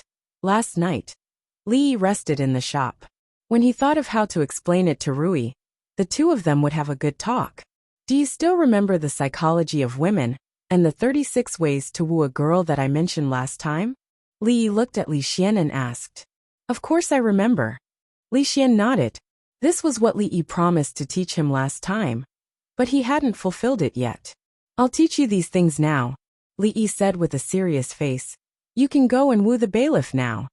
Since she made him worry, Li Yi certainly didn't want her to live comfortably. Now he would teach Li Xian how to woo a girl shamelessly and annoy her to death. Why do you want to woo her? Li Xian was stunned when he heard it. Then he said in shock. She is my cousin. This time it was Li Yi's turn to be puzzled. Then why did you ask me to write a poem last time? I just want her to see me in a different light. Li Xian, who had been ignored since childhood, wanted to see different emotions from her as her cousin. However, this goal had been achieved a few days ago. Speaking of which, I still have to thank you. Last time, I made a bet with Emingzu, which of the two rocks of different sizes would fall first. Thinking of her expression at that time, Li Xian couldn't help but smile. He cupped his fist and said to Li Yi. Li Yi found that he had been wrong all this time. It turned out that this guy only wanted to show off in front of Emingzu. In this world, if someone wanted to woo his cousin, his legs would still be broken. By the way, you can continue with the psychology of women and 36 ways to woo a girl that you mentioned just now. Obviously, Li Xian was still very interested in the topic he just talked about. I forgot. Li Yi waved his hand. The idea of letting Li Xian annoy the bailiff also failed, so he immediately lost interest. After giving a few words to the girls, he started to walk out of the door. Where are you going? Li Xian asked. Li Yi didn't answer, so Li Xian hurriedly followed him. In the Anxi County government office, Li Yi and Li Xian were stopped by the Yamen runner at the door. The Yamen runner stopped them and asked, Who are you? What business do you have in the county government office? Li Yi took out his waist token and waved it in front of the Yamen runner. The Yamen runner's expression immediately changed. He bowed and said, Lord County Lieutenant. Seeing the two of them walk into the county government office, the Yamen runner patted his chest after they disappeared. That scholarly young man just now was the new Lord County Lieutenant? He was too young. Just when the Yamen runner was thinking whether the new Lord County Lieutenant was reliable, County Magistrate Lu was a little distressed in the county government office. Chapter 151. In the court, County Magistrate Lu was hearing an ordinary theft case. As a county magistrate, he was in charge of the county's government affairs, so he couldn't do everything by himself. Usually, these small cases were handled by County Lieutenant Zhou. However, County Lieutenant Zhou was still in prison, and the newly appointed County Lieutenant Li hadn't come to the county government office yet, so he could only temporarily take on the duties of County Lieutenant. These days, he was much busier than usual, and he didn't even have time to fool around with his concubine.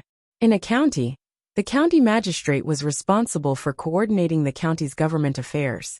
The county deputy's main duty was to assist the county magistrate in administration. The registrar was responsible for checking documents and supervising the county's administration. The county lieutenant was in charge of justice, arresting thieves, hearing cases, making judgments, and collecting taxes. He was the busiest among the four people. Now, besides the county magistrate, even the county lieutenant's affairs were all on him. How could County Magistrate Lu not be distressed? Why hasn't County Lieutenant Li come yet? At this moment, a government runner came to report that the newly appointed County Lieutenant Li had arrived. County Magistrate Lu was overjoyed and went out to greet him in person. From a distance, he saw County Lieutenant Li and a young man walking towards him. The young man was talking to County Lieutenant Li with a smile, but County Lieutenant Li was obviously not in a good mood and seemed to be too lazy to talk with him. That's, child. County Magistrate Lu vaguely felt that the young man was a little familiar. When he remembered, he suddenly stopped and was stunned. County Magistrate Lu was fortunate enough to follow his lordship to Prince Ning's mansion and saw Prince Ning. Because of the special identity of Prince Ning and his handsome appearance, County Magistrate Lu had a deep impression of him, so he recognized him at a glance. Seeing the heir in the county government was enough to surprise him. Last time, County Magistrate Zhou had offended the heir, so he ended up like this. But what surprised him more was that the new county magistrate Li actually talked and laughed with the heir. And it seemed that they had a good relationship. Looking carefully, it was not talking and laughing at all. It was obviously Prince Ning's one-sided talk. But County Lieutenant Li didn't even bother to pay attention to him. What's the background of this county lieutenant under my command? He was merely a minor 8th-rank county officer. Yet he was able to be bestowed the title by the emperor himself. He even chatted with the crown prince of Ningguang and attracted the attention of Her Royal Highness. Yesterday, the eunuch who delivered the imperial edict had already vaguely revealed Arrestor Li's identity to him and asked him to serve him carefully. After knowing the truth, County Magistrate Lu broke out in a cold sweat on the spot. Even though he already had some guesses in his heart, the truth was even more terrifying than he had imagined. The county government already had such a great figure. Was there going to be another one today? Could it be that County Magistrate Li was also? Yes, it must be. His surname is also Li. Li is the surname of the emperor. Connecting all the things related to County Magistrate Li, County Magistrate Zhou broke into a cold sweat again. The identity of the Xiaocai of Li family village must be fake. Apart from being frightened, he was also complaining incessantly in his heart. This damned Anxi County government wasn't a blessed land. Why did all the big shots come here? Any one of their subordinates was someone he couldn't afford to offend. What was the point of being the county magistrate? Too vexed. Thinking of this, County Magistrate Lu felt like there was a ball of fire in his heart that was about to be vented. He strode over with a bright smile on his face. Your Highness, please forgive me for not welcoming you earlier. Li Xian waved his hand casually and said, Don't be so polite. I'm just here to accompany County Magistrate Li. Just do your thing and don't worry about me. He said these words casually, but County Magistrate Lu, who had been an official for many years, was shrewd and cunning. He immediately understood the meaning of the prince's words. He was telling County Magistrate Lu that he had a close relationship with County Magistrate Li, and that he could do as he pleased in the future. County Magistrate Lu understood. When he looked at Li Yi, he smiled even more and said, The imperial court sympathizes with us lowly officials, and allows us to delay our appointment for 1 month after we receive the appointment. County Magistrate Li, you really don't have to worry. What County Magistrate Lu said was the truth. In this dynasty, the previous dynasty, and even the dynasty before that, officials had enough time to take up their appointment after receiving the appointment letter. In order to avoid corruption and forming cliques for personal gain. Since ancient times, officials were not allowed to take up their posts in their birthplace. Because of the long journey, in order to give them enough time to take up their posts, the imperial court gave them a month's time. However, County Magistrate Li's situation was a little different. His Majesty had personally conferred him the title of Anxi County Magistrate, so there was no need for him to travel long distances. Normally, he could take up his post on the same day. However, County Magistrate Lu knew that Li Yi was reluctant to take up his post, and presumably didn't want to come to the Yamen so early. So he might as well do him a favor.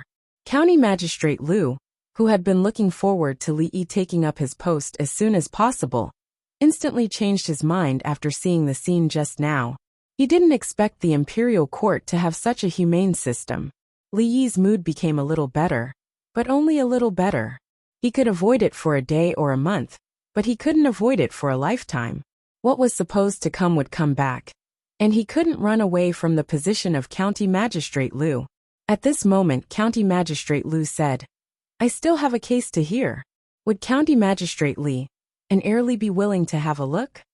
Since he knew that he didn't have to take up his post immediately, Li didn't want to stay in the Yamen for a second longer. Li Xian was a little interested in this and said, Isn't it the duty of a county magistrate to hear a case? Why don't you go and have a look? Li Yi, who didn't want to go at first, was a little shaken after hearing his words. After being dragged to the court by Li Xian, County Magistrate Lu didn't introduce them. He ordered a Yamen runner to bring 2 chairs and sat back on the main seat. Then he slammed the gavel and looked at the person kneeling down below, saying loudly, "How dare you? Someone clearly saw you steal the silver from your master, but you refuse to admit it. Do you want me to punish you?" "Your Honor, I'm wronged." The kneeling young man kowtowed a few times and said with a bitter expression, "This lowly one has been wronged. That Wang heir and this lowly one have always been at odds. It is clear that he stole the silver and framed me. This lowly one really did not steal master's silver." "You're lying. Although we don't get along, it's true that I saw you steal the silver with my own eyes. Why should I frame you?" A person kneeling beside him immediately said, "Your Honor, I'm really wronged." The young man kowtowed again. County Magistrate Liu asked several times, but the two people insisted on their own words. However, he couldn't find other evidence, so he couldn't help feeling a headache. He began to miss County Magistrate Zhou a little. "County Magistrate Li, what do you think of this case?" He got up and walked to the court, looking at Li Yi and asking. He decided to liven up the atmosphere and ease his embarrassment. He didn't have any hope that this new county magistrate could solve the case. Not until then did the runners know that the young man, who came in with County Magistrate Liu, was actually the new county magistrate of this county. They were all shocked. It was said that this county magistrate was appointed by His Majesty, but they didn't expect that he looked so young. However, this county magistrate came at the right time. County Magistrate Liu obviously wanted to shift the blame. Hearing the familiar line of County Magistrate Liu, Li Yi felt that he could change his name to Li Yuanfang. He cupped his hands to County Magistrate Liu and looked at the two people in the court. Thinking that he would have to deal with these trivial things all day in the future, he became more agitated and his face darkened. He pointed at the young man who was accused and said loudly, "When you argued just now, you repeated your words and raised your voice, which showed that you were lying. In just a few words, you rubbed your nose 5 times, which showed that you were trying to cover up the truth. Your right thumb kept rubbing, which showed that you were panicking. Last but not least, you look shifty-eyed and ugly, which means that you are not a good person. If you didn't steal the silver, who else could it be?" Speaking of this, Li Yi's voice suddenly sank. "Guards, drag him out and behead him."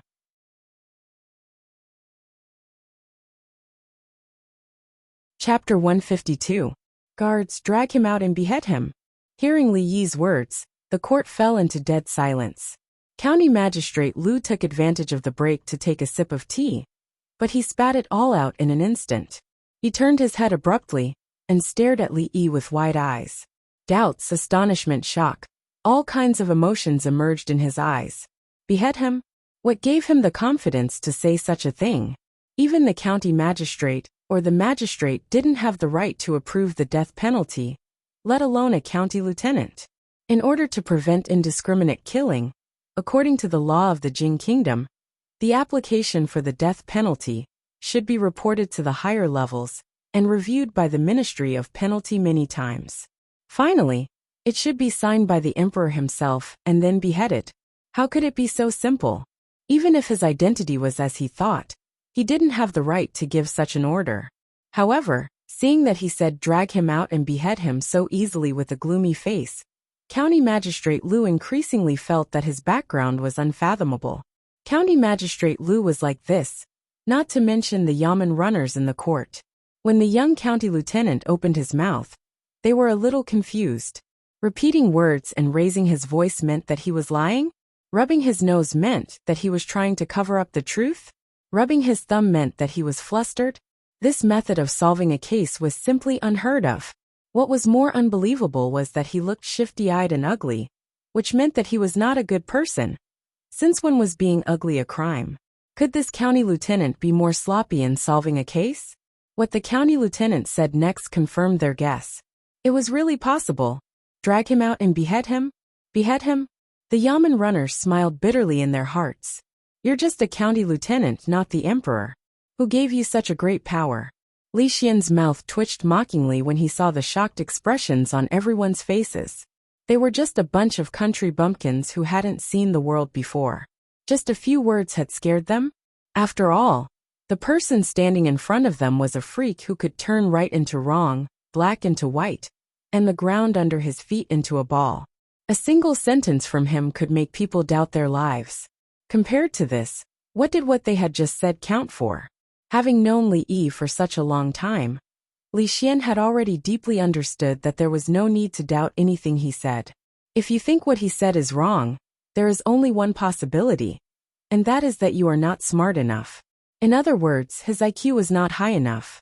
He had just learned the word IQ from Li Yi not long ago. At this moment, the young man kneeling on the ground was dumbfounded. Beheaded, beheaded? He raised his head and glanced at the young man who had just spoken.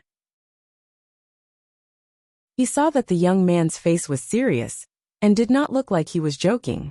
He suddenly felt his vision go black, and instantly collapsed to the ground. Even Wang Er, who was standing beside him, was stunned when he heard this. Was this Lord serious? In the next moment, a miserable scream came from the court. Lord, please spare my life, please spare my life. The young man got up from the ground and kowtowed, as if he was pounding garlic. It's all my fault. I was greedy for money. That day, I accidentally saw the place where the master hid the silver, so I had an evil intention. Yesterday, when the master was not here, I stole the silver. Now I've buried it under the third peach tree in the backyard. I'm willing to confess everything. Lord, please spare my life. This young man was just a lowly servant. How would he know about the twists and turns of criminal law? When he heard the words drag him out and behead him, he was completely dumbfounded. How would he dare to deny it? What was a few dozen taels of silver?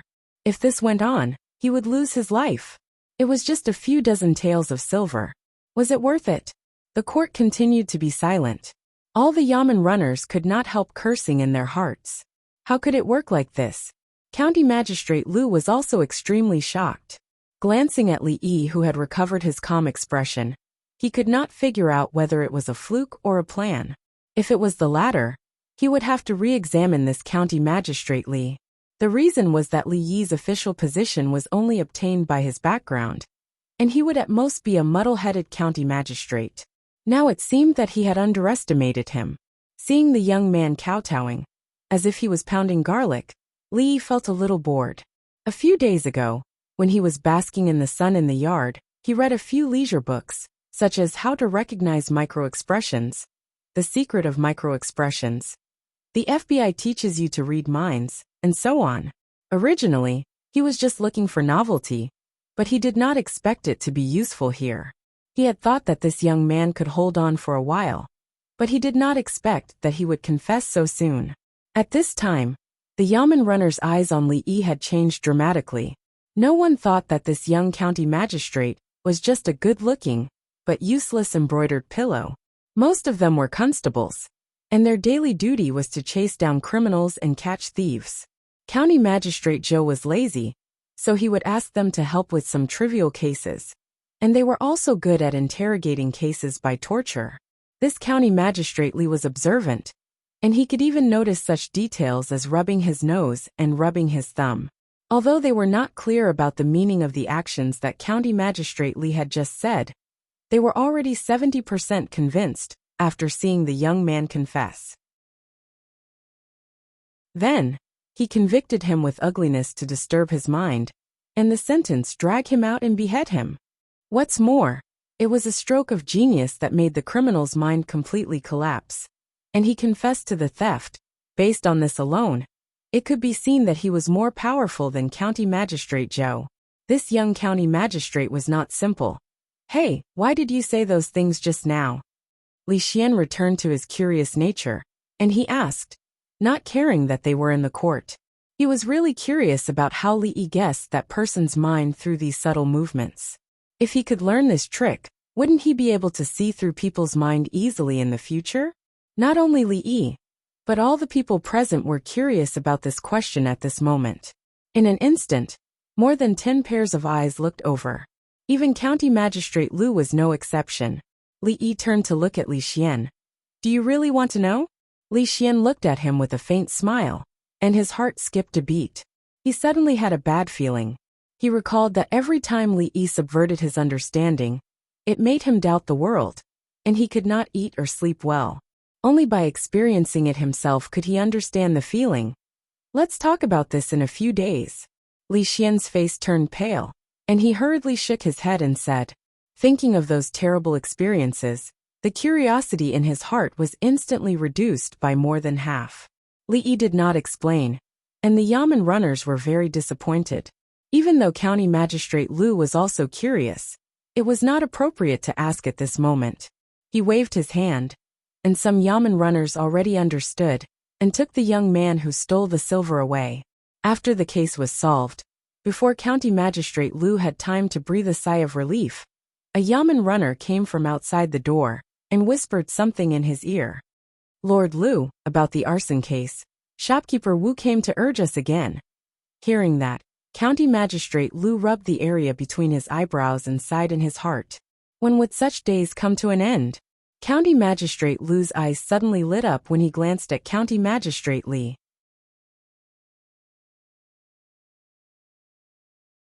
Chapter 153.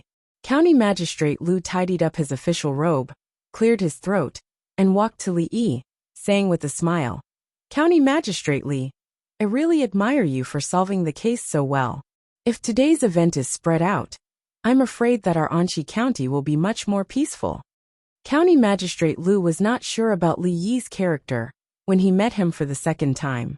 However, as long as one was a human being, he would like to listen to flattery.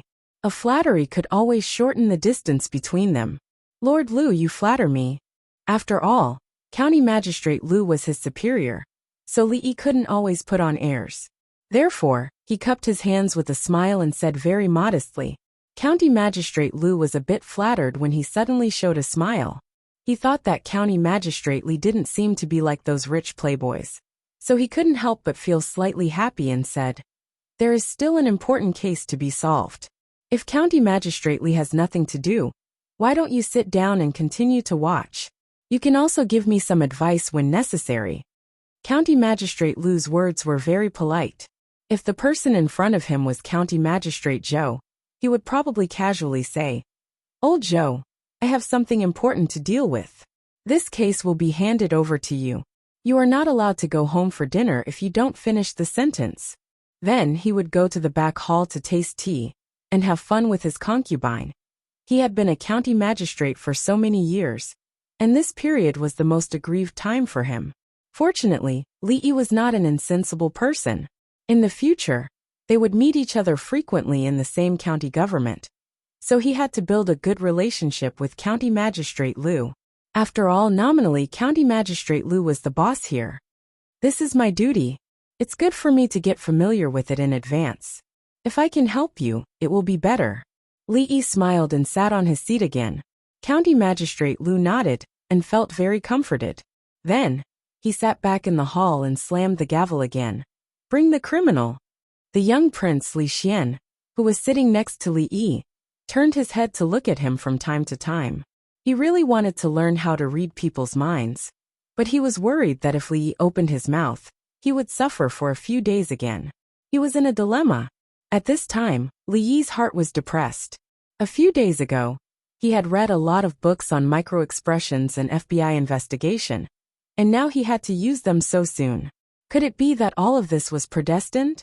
A moment later, a middle-aged man was escorted into the hall. After he was asked to kneel in the hall, he announced loudly, Sir, the criminal is here. County Magistrate Lu slammed the gavel and said loudly, Xiaofeng, County Magistrate Lu, Magistrate Lu. Magistrate Lu, I'm asking you again.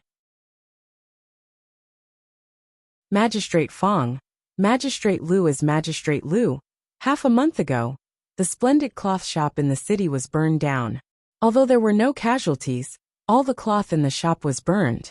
Shopkeeper Wu, the owner of the shop, suffered a heavy loss. After many investigations, the suspect was finally identified as the shopkeeper of another shop not far from the splendid cloth shop. The two shops were not far from each other, so they naturally had a competitive relationship. Not long ago, the splendid cloth shop developed a new type of cloth that was very popular in Qingnan Prefecture. The shop's doorstep was almost trampled flat by customers. The other shop was naturally deserted.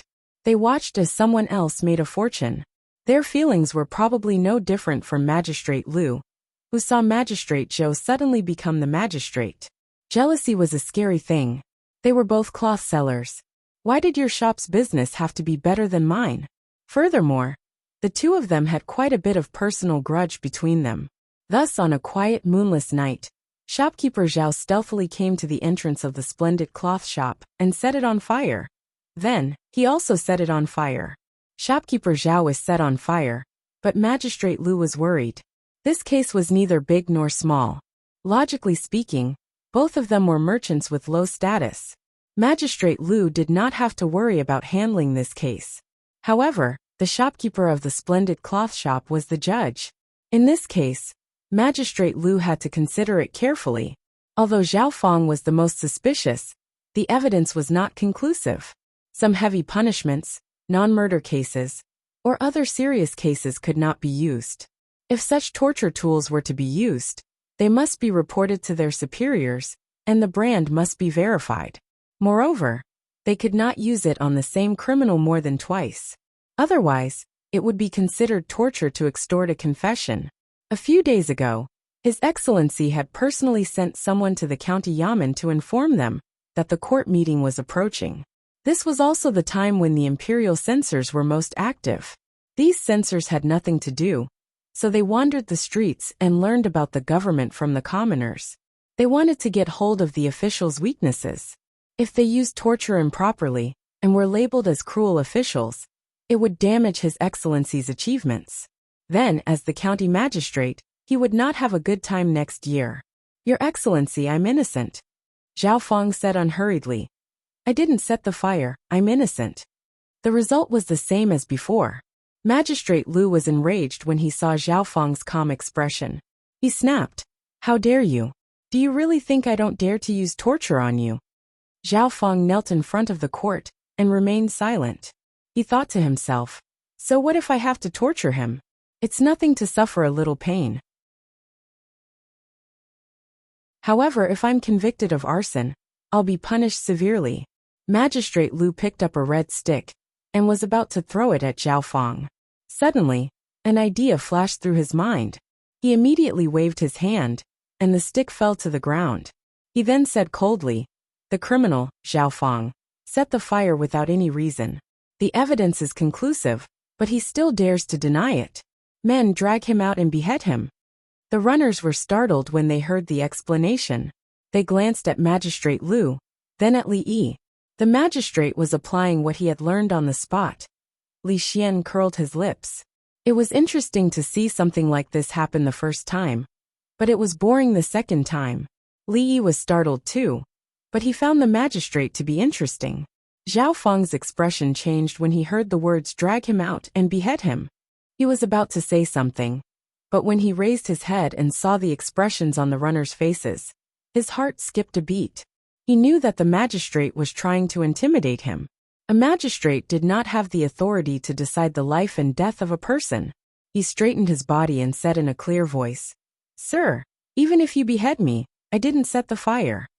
His attitude was as if he had been wronged and would rather die than surrender. Magistrate Lu's expression froze.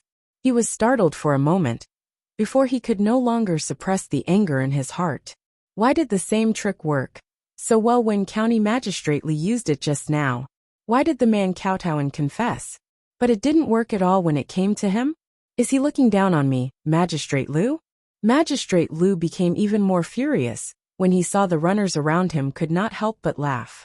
Just as he was about to execute the punishment, Magistrate Li slowly rose from his seat and brought his fists together, before he said, A human life is at stake. Sir, I'm afraid it's inappropriate.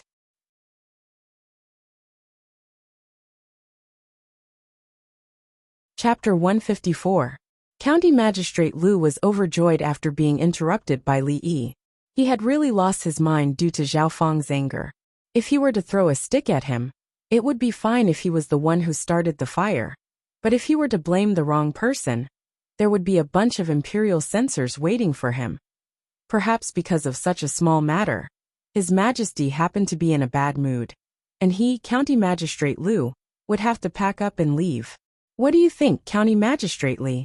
County Magistrate Lu withdrew his hand from the stick and said with a smile, A human life is more important than anything else. Everyone only has one life, so we shouldn't make a rash decision. Li Yi rose from his chair and said. Zhao Feng was overjoyed hearing this. The young man's words were extremely reasonable. It would be best if he could be exempted from the punishment too. You're right, County Magistrate Li. County Magistrate Lu nodded with a confused look, as he had no idea what Li Yi was trying to say. I've heard of a punishment called the ant punishment. It involves stripping the criminal's clothes and smearing honey all over his body, before placing a few ant nests next to the criminal.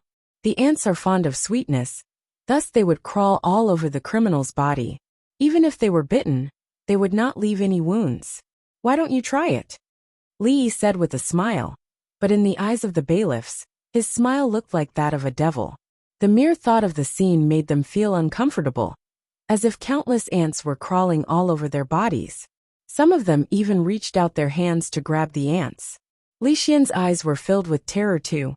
The scene described by Li Yi was too intense, causing him to subconsciously glance at the ground. When he saw a few ants crawling under his feet, he immediately raised his legs and moved away from them.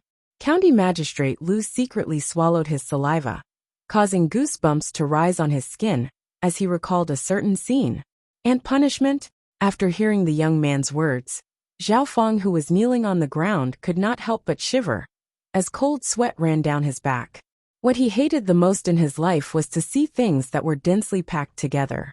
Just the thought of ants crawling all over his body made him feel worse than death. His body no longer had the strength to support itself, and he collapsed on the floor. My lord, this lowly one has confessed. This lowly one has confessed. This lowly one was the one who started the fire. This lowly one was the one who started it. Frightened by a certain scene in his mind, shopkeeper Zhao collapsed to the ground. His face was pale, and his eyes were filled with terror. Even his voice was weak. Looking at that guy lying there like a pile of mud, Li Yi was a little surprised. This is just an ordinary ant. Don't you see those reality TV games in the future? A cute girl dares to crawl into a box full of snakes, insects, rats, and ants all by herself. Compared to that, what does this count as? Looking at this fellow's face that was as pale as a piece of paper, he looked like he was about to die from fright. Did he have a phobia of ants? The mud-like shopkeeper Zhao was dragged away. The bailiffs looked at Li Yi with admiration. They looked at each other, and suddenly bowed at the same time. County Lieutenant is mighty. By now, they had put away all the contempt in their hearts for this young county lieutenant. There was no need for torture, no need to extort a confession. Just a few words were enough to make a suspect confess to his crimes. Not to mention the Anqi County Yamen, even in the entire Qing'an Prefecture, or even the entire Jing State. Who could do this? Following such a county lieutenant, would there be any case they couldn't solve in the future? Even before he officially took office, Li Yi had already convinced all the bailiffs based on what happened today. Of course, County Magistrate Lu was also convinced. After witnessing County Lieutenant Li's ability with his own eyes, he would be much more at ease about the security of the county in the future. Previously, he was worried that His Majesty would force a playboy from the royal family into the county government. But now this worry was completely dispelled. Li Yi didn't come to the county government to solve cases.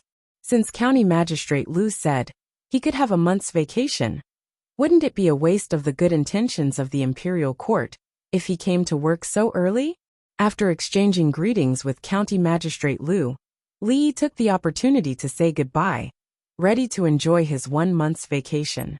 County Magistrate Lu said with a smile that he didn't need to hurry to take office.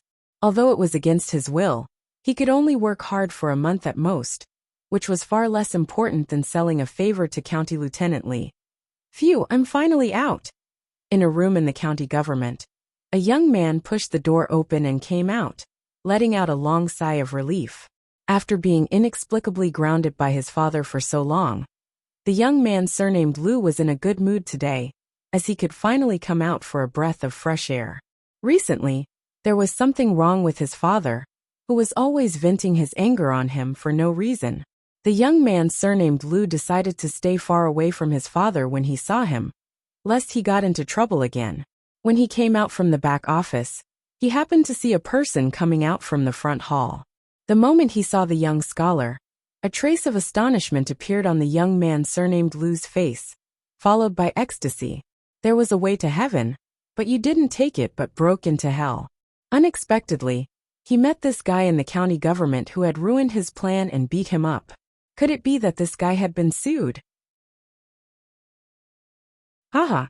The young man surnamed Lu laughed wildly, strode over, pointed at the scholar and said sarcastically, "You didn't expect that one day you would fall into my hands, did you?" Seeing that the scholar was stunned as if he was scared, the young man surnamed Lu felt even more comfortable.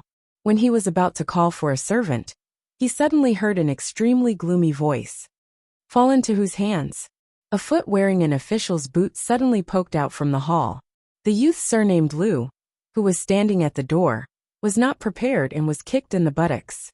He staggered and almost fell down the corridor. After he steadied himself, he turned his head and roared, "Which son of a bitch dares to kick me? Dad?" The young man surnamed Lu's face turned pale, and he was scared out of his wits. "Unfilial son, what did you just say?" County Magistrate Lu's face was as black as the bottom of a pot, and he said in a cold voice, "Dad, I don't know." The young man surnamed Lu's voice trembled.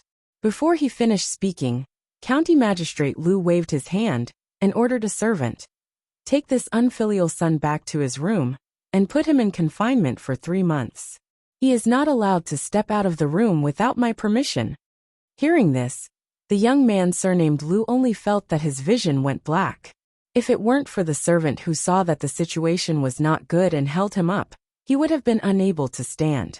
3 months of confinement, this was killing him. He looked at the young scholar trembling. Even a fool would know that the reason why his father was angry was all because of him. Who on earth was this scholar? After the young man surnamed Lu was taken away by the servant, County Magistrate Lu said apologetically, "County Magistrate Lee, I'm really sorry. My son is naughty and mischievous, and offended County Magistrate Lee. I hope you don't take it to heart." At this time, County Magistrate Lu was anxious. This unfilial son caused trouble everywhere. Today, he actually dared to speak arrogantly in front of the prince. After sending County Magistrate Lee away, he must teach him a good lesson. If this unfilial son didn't repent, sooner or later, he would become like County Magistrate Joe's brother-in-law and make a big mess for him.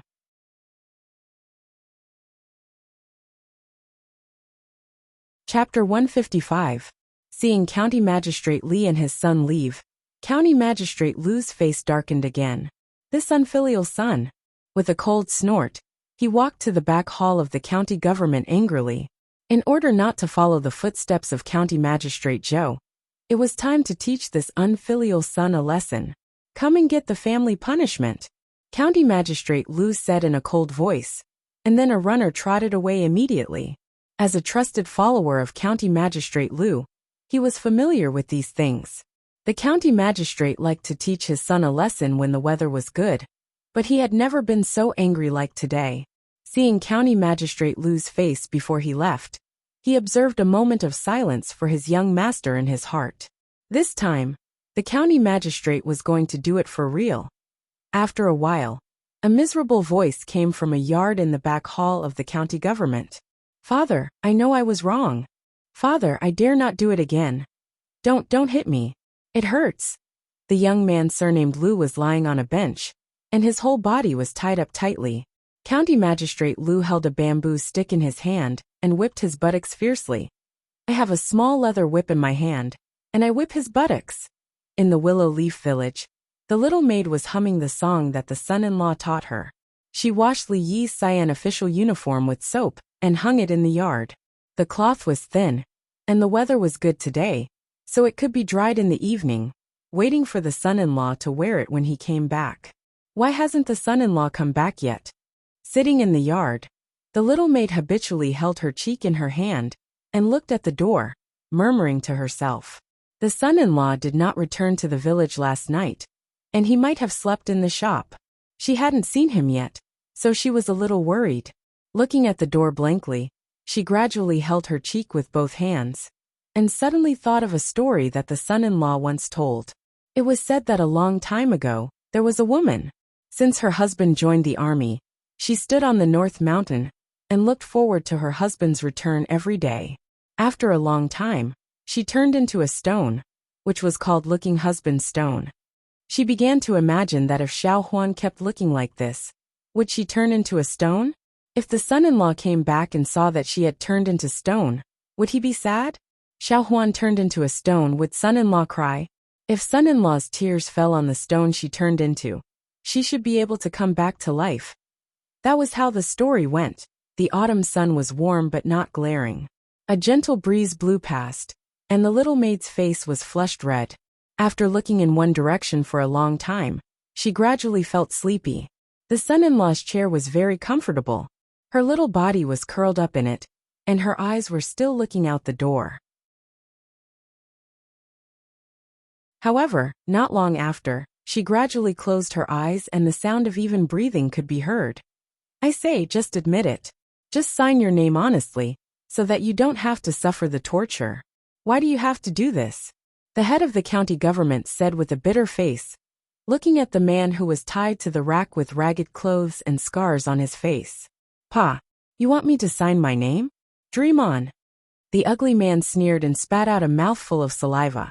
If the jailer hadn't dodged in time, he would have been spat on. Damn it! You refuse a toast only to drink a forfeit. Whip him. The head of the prison stood up angrily and shouted at the two jailers beside him. Haha, whip him hard. When I killed my whole family, I didn't even frown. You. The man sneered and didn't hide his disdain for them. He said sarcastically, if it weren't for that woman, you wouldn't be able to catch me. If I can get out, I will slaughter that woman's whole family. When he said that woman, the ugly man's expression became more ferocious, and there was a little fear on his face. Whip him. Whip him hard. The head of the prison waved his hand angrily. Although he knew that whipping was nothing to this fierce man, at least it was a relief. The longer this guy didn't sign his name, the more tired they would be. However, almost all the punishments had been used, but they still couldn't make him confess. The county magistrate had given him a death order. If he didn't confess within 3 days, he, the head of the prison, would go home and farm. The jailer whipped him a few times, but there was no expression on the ugly man's face. At this moment, a voice came from behind. He still hasn't confessed. Hearing this voice, the head of the prison trembled. He hurriedly turned around and said flatteringly, Lord Liu, this guy is very stubborn. He won't confess no matter what. County Magistrate Liu frowned. This man was a heinous murderer who had killed several people. The evidence was conclusive. It was only a matter of time before he was sentenced. However, if he didn't sign his name and confess, wouldn't it show that he was incompetent when the Ministry of Justice arrested him? At this moment, a runner behind County Magistrate Liu took a step forward and said in a low voice, Lord, I might have a way to make the prisoner confess. Oh, what way do you have? Try it for now. County Magistrate Liu said to the runner. He was desperate. The runner took a deep breath. He knew that this might be his chance to show off in front of County Magistrate Liu. He turned to another runner and said, Dainu, take out the aphrodisiac you've hidden. The runner was stunned. Then his face turned red. He glared at him and said, Who's hiding aphrodisiac? Lord, don't listen to his nonsense. Of course, he couldn't admit that he had hidden aphrodisiac. Otherwise, wouldn't it be equivalent to admitting that he was incompetent in front of so many people? All right. Everyone knows what you've done. Don't be so wishy-washy. Take it out quickly. Don't let Lord Liu wait for too long. The runner didn't listen to his explanation at all and urged him. The tall runner opened his mouth, but didn't say anything in the end. He obediently took out a bag of powder from his pocket. Haha, what are you doing with the aphrodisiac? Are you looking for a Xiaonyang to make me feel good? The government runner didn't deliberately lower his voice when he spoke. The ugly man laughed impudently and said in a mocking tone. The runner didn't pay attention to him at all. He was thinking of the scene where County Magistrate Li solved 2 cases in a row in the court with ease. He couldn't help showing deep admiration in his eyes. After seeing County Magistrate Li's way of solving cases, the runner was greatly enlightened. He seemed to feel that a new world was slowly opening to him. What do you want it for? County Magistrate Lou frowned and looked at him. He didn't know what the aphrodisiac had to do with making this man confess. However, he was thinking that he should find a chance to ask Dania where he bought the medicine. Recently, he seemed to be a bit uncomfortable under the bed.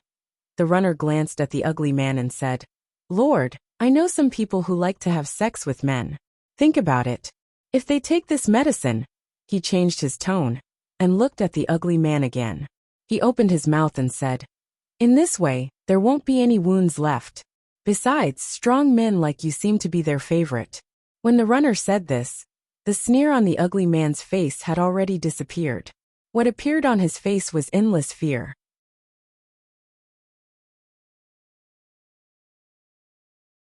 Chapter 156. Not only the ugly man, but also County Magistrate Lou, the jailers, and the head of the prison. After hearing the words, a certain part of their body involuntarily tightened. A certain picture flashed in their mind, and they dared not to imagine it again. A gentleman prefers death to humiliation. Give me a quick death if you have the guts. The ugly man's facial muscles trembled as he roared. Obviously, the words of the runner just now had a great impact on him. To him, even death was 1,000, no, 10,000 times better than this humiliation. As long as he thought of that scene in his mind, he shivered all over and shuddered with fear. "Don't talk." He had just started, but he was interrupted by the criminal. The runner waved his hand impatiently and continued to say to County Magistrate Lou, "Your Honor, if this method doesn't work, I have other ways. For example, we can find some male dogs in heat and feed the criminal with the aphrodisiac." Ew. As a civil official, County Magistrate Lou had never heard of such a scene. He tried not to think about the scene described by the runner, but the more he tried to ignore it, the clearer the scene became in his mind. Suddenly, his stomach turned upside down, and he couldn't stop retching with his hands on the table. Not only County Magistrate Lou, but also the jailers in the county government prison turned pale after hearing these words. How on earth did he come up with such an inhumane punishment? It was a waste of talent that this guy didn't work as a jailer. The runner who came up with the idea was also complacent at this time. He seemed to have regarded County Magistrate Lee, whom he had only met once, as his life mentor. What would Lee feel if he knew that he had such an admirer? He would probably kick this disgusting guy to death. I'm a dignified man. How could I be insulted like this? You'll die a horrible death." If the bailiff's first words had only caused the fierce man to feel some fear, then his second words had already caused the ugly man to be on the verge of collapse. If it wasn't for the fact that he still had a breath left to hold on, he would have long since knelt on the ground and begged for mercy. For him, being stabbed by a sword or saber was nothing more than a frown.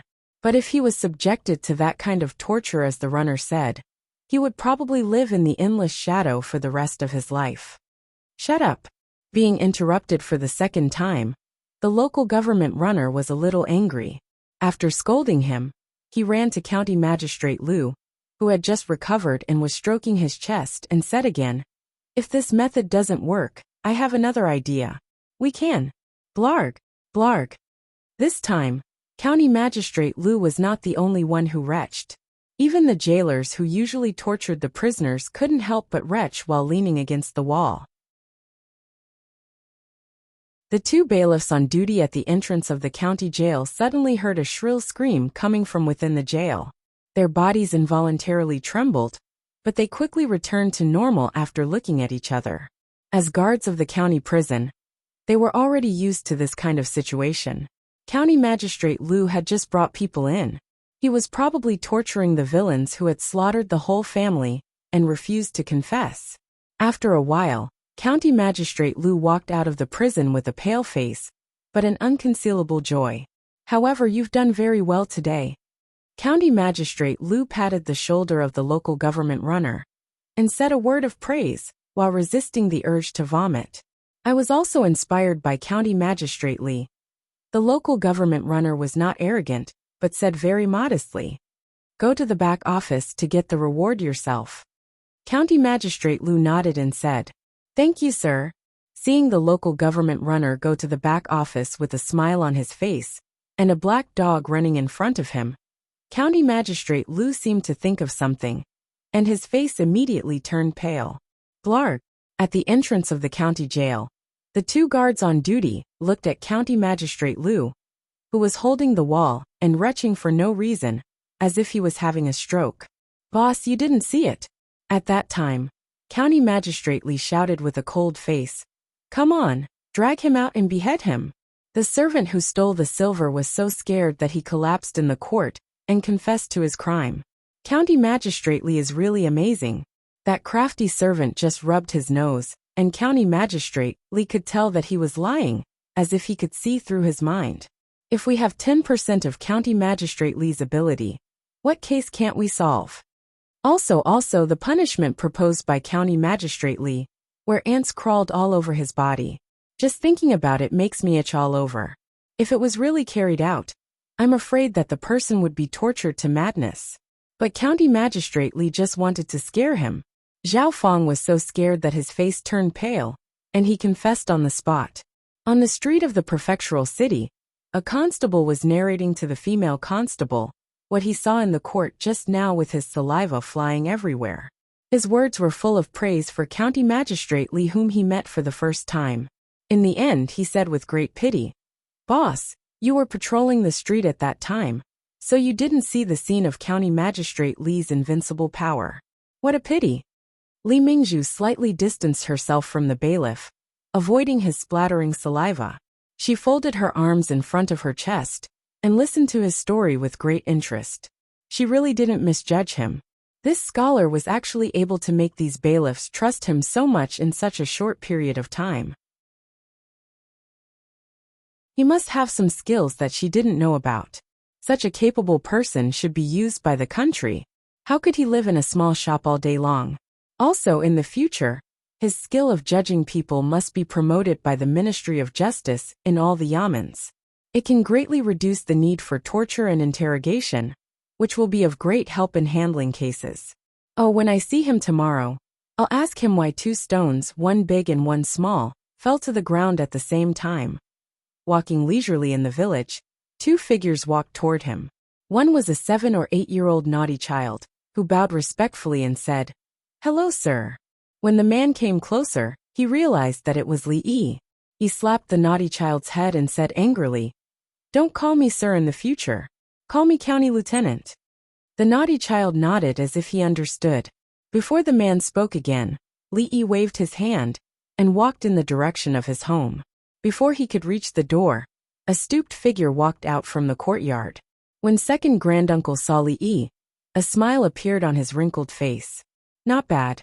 I didn't expect to see an official in the stockade village in my lifetime. Not bad, little boy. You've got a promising future." Not only did second granduncle have bad hearing, but his mind was also getting muddled. He was an outsider. How could he be a member of Willow Leaf Village? Time waited for no man. He was getting old and might not be far from Alzheimer's. Li Yi sighed in his heart and saluted as a junior. When he opened the courtyard door and walked in, he saw a small figure curled up on a rocking chair in the courtyard, sleeping soundly.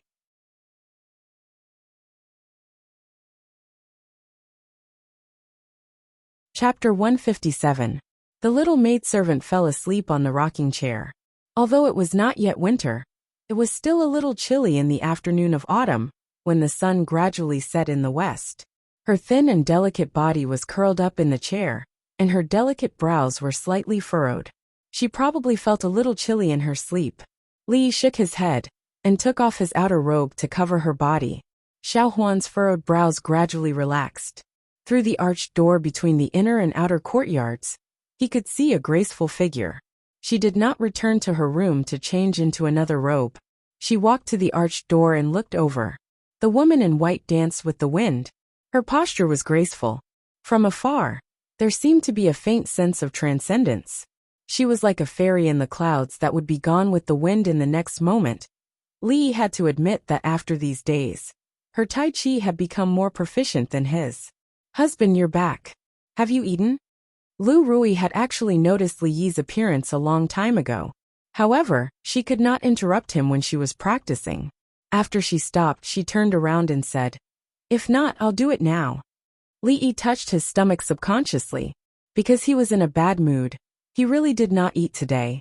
Husband, please wait for a moment. I'll do it now. Lu Rui already understood. She smiled and walked in the direction of the kitchen. Not long after, Li held a bowl of noodles and wolfed it down. He did not realize it before, but after Rui mentioned it, he felt unbearably hungry, and the bowl of noodles was quickly emptied. Xiaohuan washed your official robe just now. It will probably be dry at night. Remember to bring it when you go down the mountain tomorrow. Husband doesn't know how to use a saber, so you probably won't be able to use it. However, you still have to carry it with you. It will be of some use eventually. Also, it's best if husband learns a set of saber techniques. It's somewhat dangerous to hunt down bandits. Some bandits are from the underworld and are skilled in martial arts. Husband, you must be careful when you're on a mission. Lu Rui said softly while Li was eating. Since Rui has nothing to do at home, why don't we let her stay by my husband's side? Even if we really meet a Greenwood tyrant, she'll be able to handle it. Although the position of a county lieutenant was a little more dangerous than other officials, it wasn't that exaggerated. If catching a thief could put one's life in danger, the former county lieutenant would have died many times. Although these matters were under the jurisdiction of the county magistrate, the actual executors were the constables. At that time, he would throw everything to Li Emingzu. No matter if she was a princess or a princess, she should be prepared to be tricked by herself. Li shook his head and said, "There's no need. I don't know how long this county lieutenant can last. Forget it, let's not talk about this. Let's go out and take a walk." Of course, he was not the least bit interested in being forced to do something. He wondered how long it would take for his superiors to remove him from his position if he became a county magistrate who did nothing and took his salary. This was a safer method that Li thought of on his way back. He wouldn't go to jail and could completely get rid of this burden. As the two of them walked out of the courtyard, their silhouettes gradually disappeared into the distance. At the same time, a young man walked out from the house next door. Looking at their disappearing silhouettes, his face darkened. He punched the wall, causing dust to fall down. Autumn was getting stronger, and the leaves on the trees began to fall. The somber atmosphere became even more intense in the afternoon. My husband doesn't seem to like being an official. The two of them walked on a small path behind the village. They were already some distance away from the village, and there was a gurgling stream on the side. Lu Rui said softly, "That's right." Li sighed and said, "What's so good about being an official? It's not as free as it is now. I was thinking that when I have time in the future, I'll go out and explore the Jianghu. That way, I won't have wasted my time in this world. Now, I can only think about it. Your mind is not in the court but in the Jianghu. My husband really doesn't look like a scholar." Lu Rui looked at him and said with a smile, "The Jianghu is so interesting, much more interesting than the court."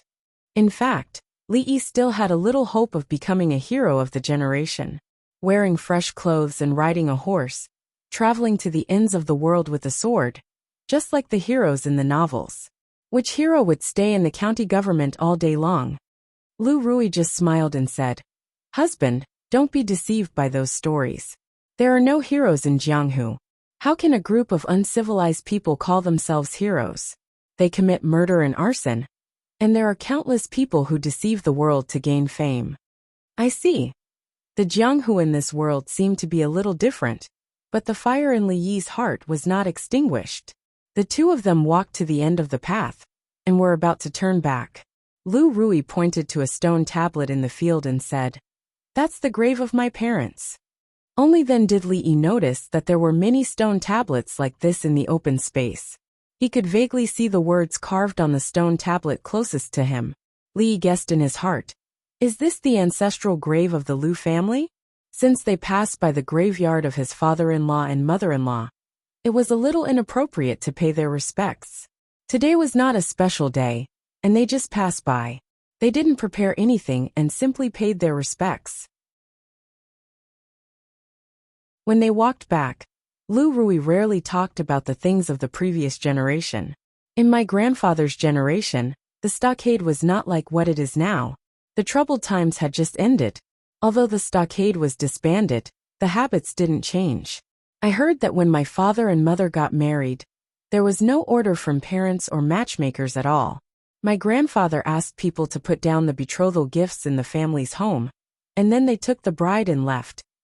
Now, when talking about things like kidnapping, she didn't need to avoid anything. I don't know what my parents were like at the beginning, but later, they lived like this. Only then did Li Yi know that kidnapping the bride was the tradition of the Liu family. In this way, he just happened to be in time. Along the way, they talked about some trivial things. Li Yi was a little surprised in his heart. Until now, she didn't even ask what was going on with this inexplicable county lieutenant. It seemed that she had accepted it. This made him have no chance to say the explanation he had prepared. It was windy outside. When they walked to the door, Lu Rui came over to help him tidy up his clothes and said, "My husband inexplicably became a county lieutenant, and I was also very surprised.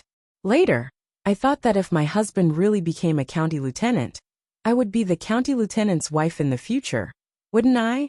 Speaking of this, even she couldn't help laughing. Li Yi was stunned.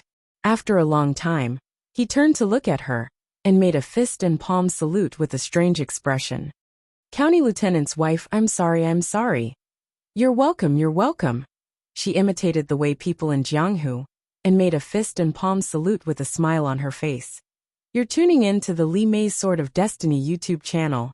We're so grateful for your support, and don't forget to subscribe to join us on this incredible journey through captivating stories.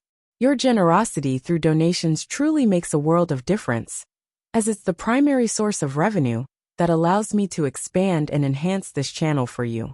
Thank you from the bottom of my heart for being a part of this adventure.